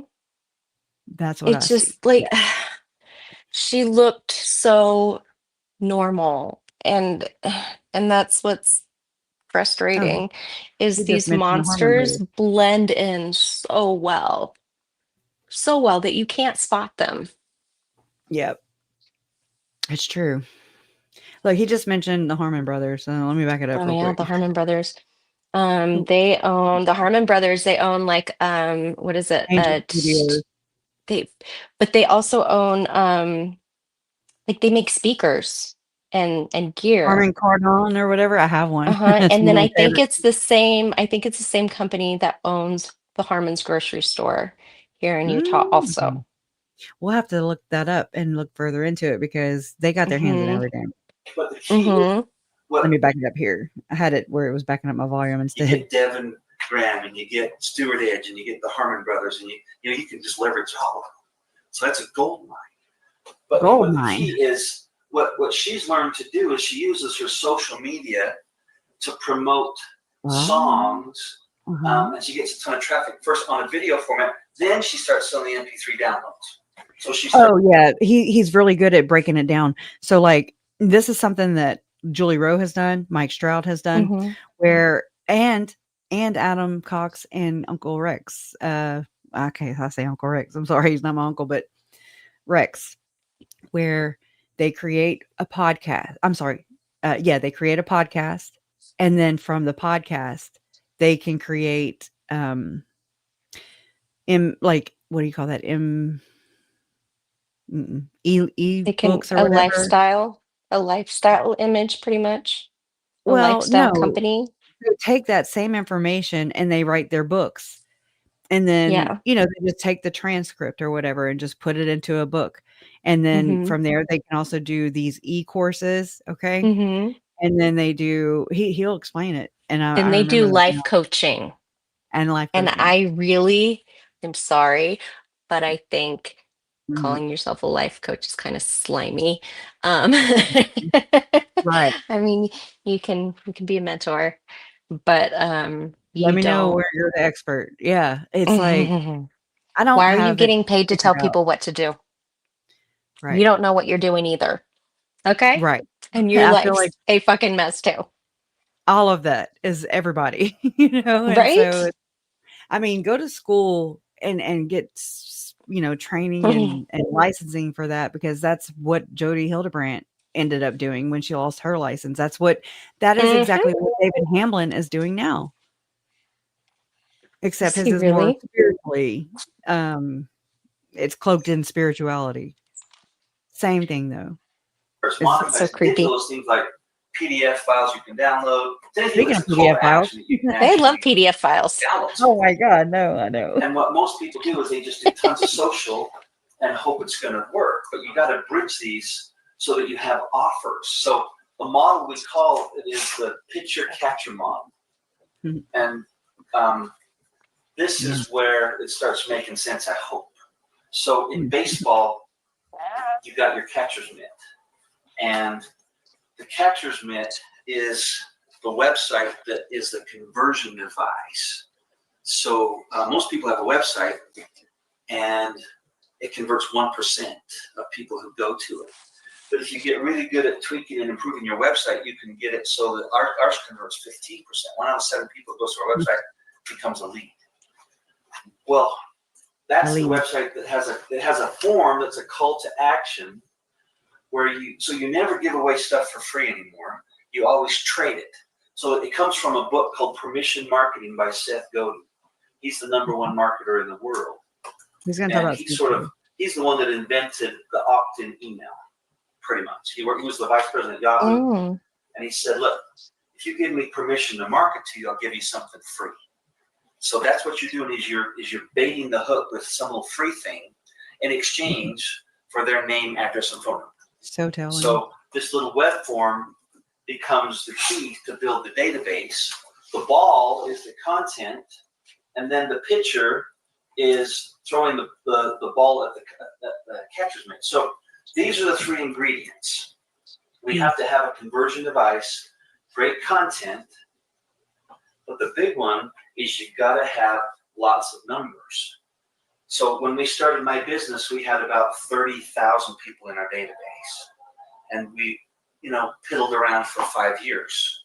And then one of my good buddies taught me about ratcheting this sucker up. So as soon as we did that, we realized we need to grow the database. Now we have 2.2 million. We have every single sales manager in the United States, all the way up to the CEO of the sales department. And so when we send content out, we send 2.2 million out instead of 40,000, and nothing can touch us. So that's the mojo. There's lots of ways to get at there. 15%. What's that? Response rate of 15%. Who is that boy? Conversion rate. Conversion rate. Yeah. So and like in the old days, if you had a 3% response in a direct mail or something else, you blew it up. yeah, Wow. I don't know whose yeah. voice that is. So I know. I don't either. I've been trying to figure I'm it out. Now that's curious. Tim for sure. And then I think his sister, or it could be Jessica Mass, but I wasn't sure who piped in over the loudspeaker or whatever. It I'm sounds kind of really or disappointed with Jessica. yeah. I reached out to her when everything went south, and I reached out to her, both her and Tyler, and I didn't hear anything back. But I saw that Tyler had left OUR. So, That's interesting. mhm. Oh, But you I was really, really sad to hear about all the other stuff going on. hold on, I'm looking this other thing up. Yeah. I saw him on a news interview, like a news appearance or whatever, Mm-hmm. talking about OUR, and I'm gonna look it up here in just a second. But I just kind of put it right here because he's gonna talk about Ken Krogh, and this also talks about where's that? This Elder Ballard he invested in this electrodiagnostic Oh, machine, which Scientology uses to. no way. I'm fucking serious. Oh, But guess what I this did thing not did? know this. Guess what? What? This purportedly detects energy imbalances. So you're telling Oh, me it so you can tell distinguishes when you're possessed? light or dark? Fucking weirdos. Okay, so don't Oh, when they sorry. say that this is a Lori and Chad thing, No, no it the is not fuck a it Lori and ain't. Chad thing. No, it's not. No, it's not. Because my And mother in the 90s would have our places that we lived blessed by the priesthood to mm, expel evil spirits. So, no, it's not a Chad new would do thing. this. Chad actually Uh-huh. did this in their places. He wrote about it, where he would Because it's spend so common mm, with Mormons. and it's like, can y'all just be real? They think that And the they devil won't. can inhabit places. So Mhm. they think if you go to a bar that you can be inhabited by demons because you're I'm standing in unholy places. I'm saying that they go to the temple, and I've heard people talk about how they can. Melanie Gibb talks about this, how demons can attach to you coming out of the temple, and Yes, I'm like, because y'all are really. plotting fucking murders at the temple. Do you not see the demonic shit going on here? Do you Yeah, like it's as a little kid, I believed that. And it was so scary to me to think that if I walked by a place that I could have demons attached to me because demons dwell there, because it I was an believe in it. unholy place. I believe in Like, demon possession. I think I that's what's don't going on. anymore. I don't I anymore. know. I hate to say that. I mean, I think that's what this whole thing is. It's spiritual. Scared It the is, but they they shit out of prey me. upon it. Huh? Uh-huh. It does scare you. It is scary. I just want to know what it is. Like, what are we dealing with? What is this? What have we been lied to about? Like, why are there so many? It's so deep. There are so Yeah. many Why deep are there things. so many Mormon murderers? Why are there so many female Mormon murderers? Mhm. That Oh, cannot I just be know. an anomaly, Presha. Like it I know. can't.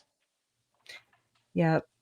It's like at the point when Lori and Chad happened, and before Ruby and Jody came swinging out of nowhere, I was Hmm. like, okay, there's not really many. Well, are there many Mormon women murders before her? I'm sure there are, but I'm sure there I'm are. trying to Jodi think of one. Arias was pretty famous. Well, but she wasn't really Mormon. Yeah, she's more of a Kind of. convert, I think, That's a technicality type thing. that wanted to use it as a way to possess a boy.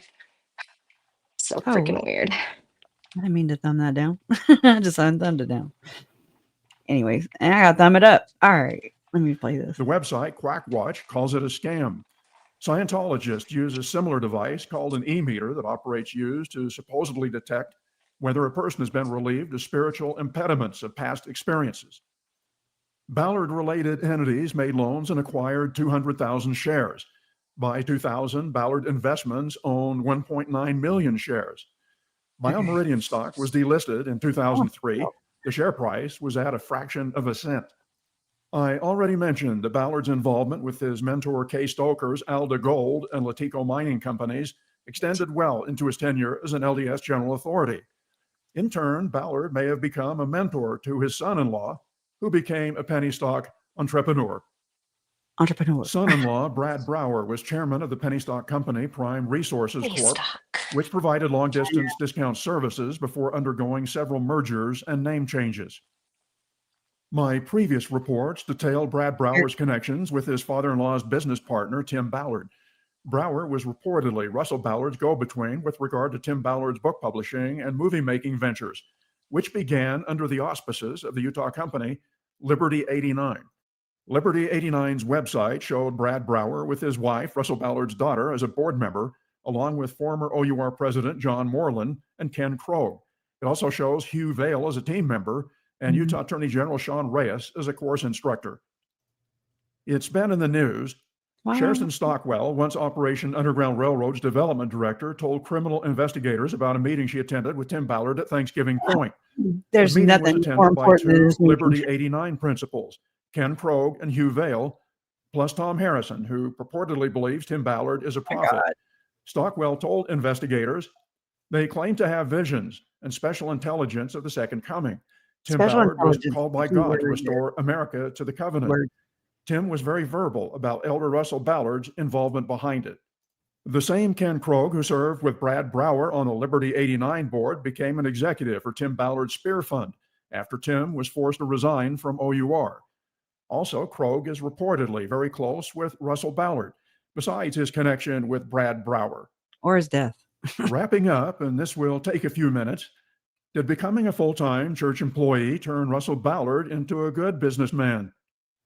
He was over. Russell Ballard became Mormonism's main marketing man by way of its missionary program. He oversaw the deployment of advertising and public relations messaging to spread the gospel message and to influence the public's perception of Mormonism. A lot of it was about logos, catchphrases, and branding. Missionaries were being rejected because of what Ballard saw as myths about Mormonism. He helped move the church's PR program, its public affairs department, under the missionary program. There, he would direct major multi-million-dollar PR initiatives to combat what he said in an ABC interview, the public's misconceptions about Mormonism. We want to be understood and not misunderstood. And people are Aren't they defining misconceptions, though? in the wrong way. They're defining us without having the facts. How do you They're feel worried about it. They want I to shut think down. we get defined as polygamous still. We get defined as being discriminatory against blacks still. Well, you Ballard were. was one of the church's masterminds behind its support of California's Proposition 8 to ban gay marriage. It's my hope that you will engage, Elder Ballard said. It's my hope that you will go viral in support. The anti-gay marriage position became a PR disaster. The millions spent worsened its image. Ballard bungled 3 multi-million-dollar PR campaigns, much like he bungled his penny stock ventures. They not only failed to improve public perception of Mormonism, they reinforced the use of the terms Mormon and LDS that he later decided was part of the problem. Ballard helped lead the PR and rebranding campaign to eliminate the use of the nicknames Mormon and LDS. The $1 million-plus crusade came after church president Russell Nelson announced the nicknames offend God. He emphasized that we need to use the correct name of the church. Of course. He says that if we use nicknames like Mormon, it's a major victory for Satan. President Nelson and Ballard wanted members, media, and others It's to a use the victory faith's for full name, Satan if you the call Church them of Jesus Mormons. Christ of Latter-day What? Saints. Come on. So after I will Ballard's always three say major image Mormon. campaigns followed Me by too. promoting use of the church's full name while discouraging use of the nicknames, how is it working out? 5 years after promoting the church's full name, a 2023 Pew Research poll shows Americans have a far more positive view of Jews, Catholics, and mainline Protestants than of Latter-day Saints. Latter-day Saints had the lowest favorability of any religious group and the second highest unfavorability behind only evangelicals. The very least known of Ballard's public relations disasters was a feature film about Jesus that cost the church millions of dollars to produce. As I reported in a May YouTube video, it's the least known because other church leaders thought the director's cut was so bad, they canceled the movie's release. But Russell Ballard's greatest PR catastrophe began playing out shortly before his death and will continue for months, perhaps years to come, as more surfaces about his relationship with accused swindler and accused sex offender Tim Ballard. That's Okay. the end. Thanks for watching. For Another comments thing and corrections, please email at lpacker63. is this. Let me shut that off. Okay. So this was Elder Ballard in 2007, December 15th, and it's using new media to support the work of the church. And it's a transcript of Elder M. Russell Ballard's speech given at Brigham Young University, Hawaii's graduation ceremony, December 15th, 2007. And so he's like, we're here to honor these fine students who are graduating today. You students need to know that I bring the love and congratulations from the first. Okay. Let's skip down here. As I look into your young faces, it is an uncomfortable reminder that I am in my 80th year. Okay. By some accounts, that makes me pretty old. Actually, some folks think some of the brethren may be old too. Buzzards.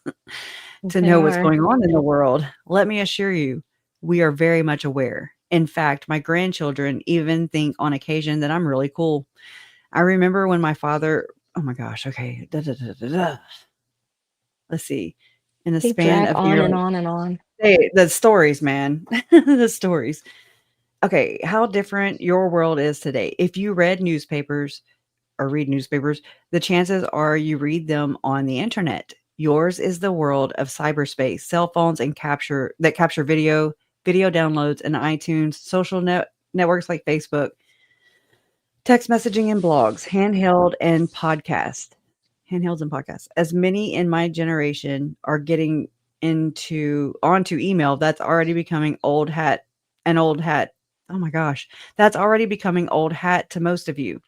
Last Christmas, my children gave me an iPod with careful instructions. They handed me the wonderful little device, and I had only one question, blah, blah, blah, blah. All right. This is your world, the world of the future with inventions undreamed of that will come in your lifetime as they have in mine. How will you use these marvelous inventions? More to the point, how will you use them to further the work of the Lord? As you leave this wonderful institution and enter your various occupations, you have a great opportunity to become a force for good. Okay? Not force for good. God dang. Force for good. In the church and in the world. The way they talk sometimes. You've been taught well in not only secular knowledge, but also in spiritual knowledge. If you live the principles of the gospel, not just study them, that special combination is interesting word of knowledge will allow you to feel comfortable and prepared to teach, blah, blah, blah. Okay. I'm just trying to get to the damn guts. Okay. I have mentioned some of these tools already, and I know you're familiar with them. That emergence of new media is facilitating a worldwide conversation on almost every subject, including what he meant to say was not religion, but the church. Surely everyone can participate. This modern equivalent of the printing press that Joseph Smith burned is not reserved only for the elite. Now, some of these tools, like any tool in an unpracticed or undisciplined hand, can be dangerous. To who? Your reputation? The internet can be used to proclaim the gospel of Jesus Christ and can just as easily be used to market the filth and sleaze of pornography. Oh, like the people that you keep in your pews and allow to keep producing it. Or When you know they're producing it. Invest in. Mm-hmm. Oh, you are. iTunes can be used to download uplifting and stirring music, or the worst kind of antisocial, okay, John, lyrics full of profanity. Fuck. Social networks on the web can be used to expand healthy friendships as easily as they can be used by predators trying to trap the unwary. Okay, there you go. Just saying. get them out of your pews. That is no Mhm. different from how people choose to use television or movies or even a library. Satan is always quick to exploit the negative power of new inventions, to spoil and to degrade and to neutralize any effect for good. Oh my God. The one I pulled it up, it was like Can't have freaking anything nice because of Satan. Damn can't it, have Satan. anything compact not when it comes to a damn talk. So he rants on and on and on about media and how 2007, think about how media was coming to be a concern, I would say. Yeah, Perceptions it of the was. church are established one conversation at a time. Okay. So it says, well, let me back up. That word conversation is important. There are conversations going on about the church constantly. Those Mhm. conversations will continue whether or not we choose to participate in them. But we cannot stand on the sidelines while others, including our critics, attempt to define what the church teaches. Okay.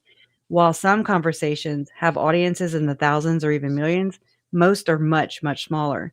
But all conversations have an impact on those who participate in them. Perceptions of the church are established one conversation at a time.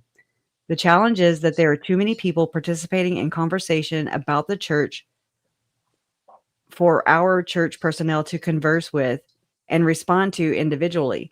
We cannot answer every question because they're not know all be all, huh? Satisfy every inquiry and respond to every inaccuracy that exists. Okay, so they are also, I want to say grammar Nazis, but yeah, I just did. Maybe just the perception, correcting everybody. And I've seen a lot of this throughout this entire freaking process. As I said at General Conference in October, I'll note it, I'll have to go look. We need to remember that there is a difference between interest and curiosity. Sometimes people just want to know what the church is. Okay. And some who seek answers want them to come directly from a member of the church, like each one of you. They appreciate one on one conversations. No, you're just, oh shit, what'd I do? He's just like employing them to, anyways. Okay, blah, blah, blah. Basically, what he does is he tells them kind of like a mission go forth and serve. Let's see, every disciple of Christ will be most effective and do the most good by adopting a demeanor worthy of a follower of the Savior of the world. Discussions focused on questioning, debating, and doubting gospel principles do little to build the kingdom of God. The Doubting apostle gospel principles does little to build the kingdom of God. Don't doubt. as you participate in this conversation and utilize the tools of new media, remember who you are. You are Latter-day Saints. Remember, as the proverb states, a soft answer turneth away wrath, but grievous words stir up anger. And remember that contention is of the devil. There is no need to argue or contend with others regarding our beliefs, but there is no need to become defensive or belligerent. But our position is solid. The church is true. We simply need to have a conversation as friends in the same room would have, always guided by the promptings of the Spirit and constantly remembering the atonement of the Lord Jesus Christ. Y'all need to get it down properly first, which reminds us of how precious are the children. Well, Are right, Mom? they? You let me know. Are they precious? Must have missed the Tell memo, huh? me. Yeah, because I didn't get the memo from them. Yeah. Y'all need to maybe employ everybody to do that. Anyways, may the Lord bless you as you leave this university and go forth to serve, that you will have powerful influence on those you come into contact with. As I said in the beginning, the power of words is incredible. Let your voice be heard in this great cause of the gospel of Jesus Christ, or whatever. Anyways, I'm not finding the right keywords that I have, but I mean, that's a lot to freaking read, you know. So I will pull that bingo. I don't have a bingo card though. But yeah. I mean, so this is in 2007. What's to say that little Miss Lauren or others that I've come into contact with, who's to say that they aren't or they didn't also see this very thing speech or read it or take Well, it as a I'm sure she mission. did. I'm sure Yeah. she did, because if she was active when that came out, and it seems like she was, um, Yeah. Yeah. she would No have doubt. read it, because that would have been a really important thing to read. Mm-hmm. Especially being in media, you would think Mm-hmm. that she would do that. I'm looking for And they usually print things like that in the Ensign, and the Ensign is the Mormon Mhm. magazine that goes out. Yeah, it So is. the Ensign has all of the like little excerpts and talks from the big important talks Yeah. from conference and I've other I've talks. learned that through Mike Stroud, actually. That's how I figured out what it was. I swear. Um, here it is. Okay. It says their main commercial player is Bonneville International Corporation, a media and broadcasting company totally owned by the church.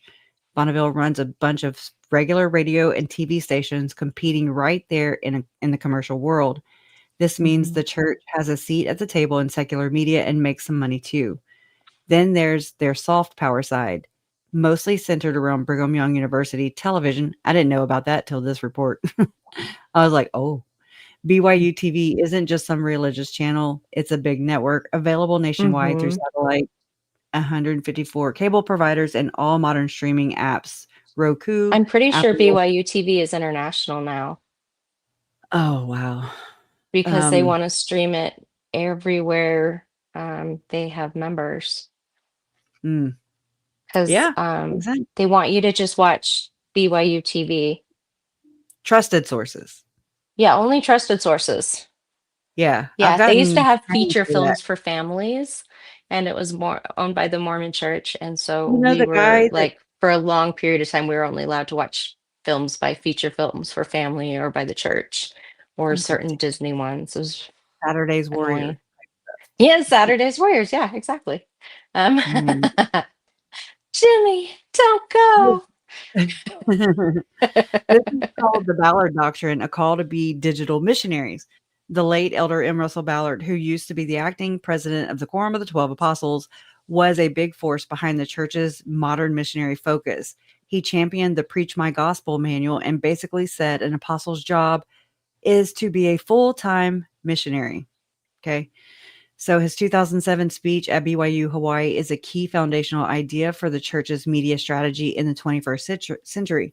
In that speech, Elder Ballard clearly pointed out that new media like cyberspace, social networks like Facebook, blogs, and podcasts were revolutionizing society.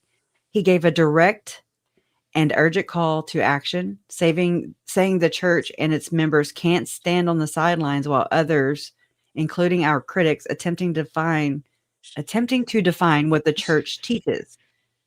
He gave members a major responsibility to define ourselves by adding their voices to the worldwide conversation.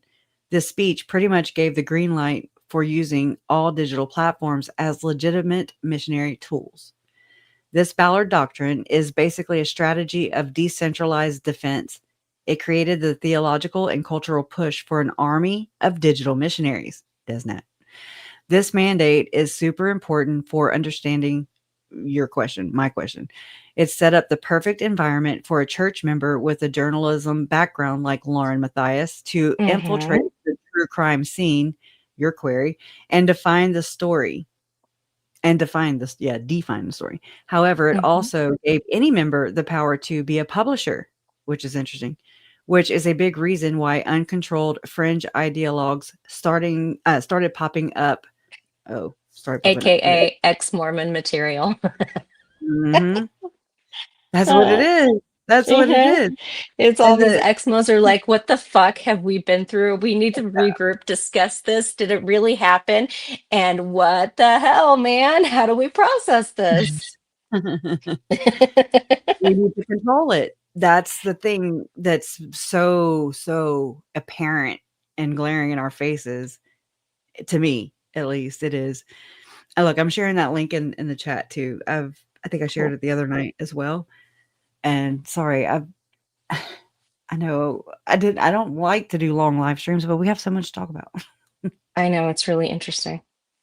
Yeah, it is. But I do need to get off here and go help. I guess Jason, I can kind of hear him fumbling Yeah, underneath that's probably with a the good pipe. idea. Yeah, I yeah. don't want to deal And we with can pick it up reality. tomorrow. We can pick it up Yeah. tomorrow with yeah, Tomorrow how will be Mormons more build about, their own predator and their own prey. it's a duo for sure. Seems to be hand in hand. And it works for them, but that's it. Yeah, right. Does So it I though? don't Does it work for them? I don't think it does. I mean, well, yeah, because money is important to them. And Yeah, the facade and the image is important to them. And that's why you see them like freaking have meltdowns over not being able to control a narrative. that's We just true. had one play out in recent days. Okay, so a recent month. Hmm. All because it's wanting to control the narrative, what other people think. It's so surface deep, you know? Hmm. It's gross. Yeah. But Thank you for letting me come on again and, no, thank continue you. telling my story. I appreciate it. We appreciate you. I appreciate you. We appreciate you too. But, just for sharing it, it's important. And it Yeah, was eye-opening today. I think it's really important to understand that my experience is not unique. And my experience of running into so many of those types of people is also not unique. And I really feel like we have to start screaming about it if the church is going to fix it. They won't fix it until they're embarrassed by it. Right? So if I And to can me, it's embarrass you the got to hold them to church talk. by speaking about my stories plainly and talking about exactly what happens, then so be it. That's what it Yeah, takes. it is what it is. Um, Hmm. you get to share your The damage story. is already They done don't for own me, that. like Yeah, they don't own it's you. already there. I hope we can use the damage that's already been done to my family to Mhm. stop it from happening to the next generation. To be safe, I want my granddaughter to be safe, you know, Yeah, and it won't that's the happen whole until we start screaming. that's the goal. I think that's mine too. Yeah, Yeah, it's disgusting and gross, and you don't want it to happen to anybody else, but right, I've already seen right. it play out again. It has to end here, and it It has to does. end now. And we Mhm. have to decide that we're the ones to end it. Yep. Yep. But yeah, All right. All right, justice for Tylee, Charles, Tammy, JJ, and Joe, Little B, and Stephanie too. Okay. thank you. So everybody else who has the same or similar experiences, you're valid too. Your story matters. Your experience matters. Um, everybody should heal and everybody should be able to expose the dark shit. Okay. It's disgusting. And plus it's not, and the body does keep the score. So get it off of you, Mhm. It's important. But all right, guys, see you tomorrow. Same time, same place. Yep. And Thank you. next rabbit hole. I'm kidding. It's going to be important, though, just as important as yesterday and today. So, all right, we'll see you tomorrow. Okay, Bye. sounds good. Bye.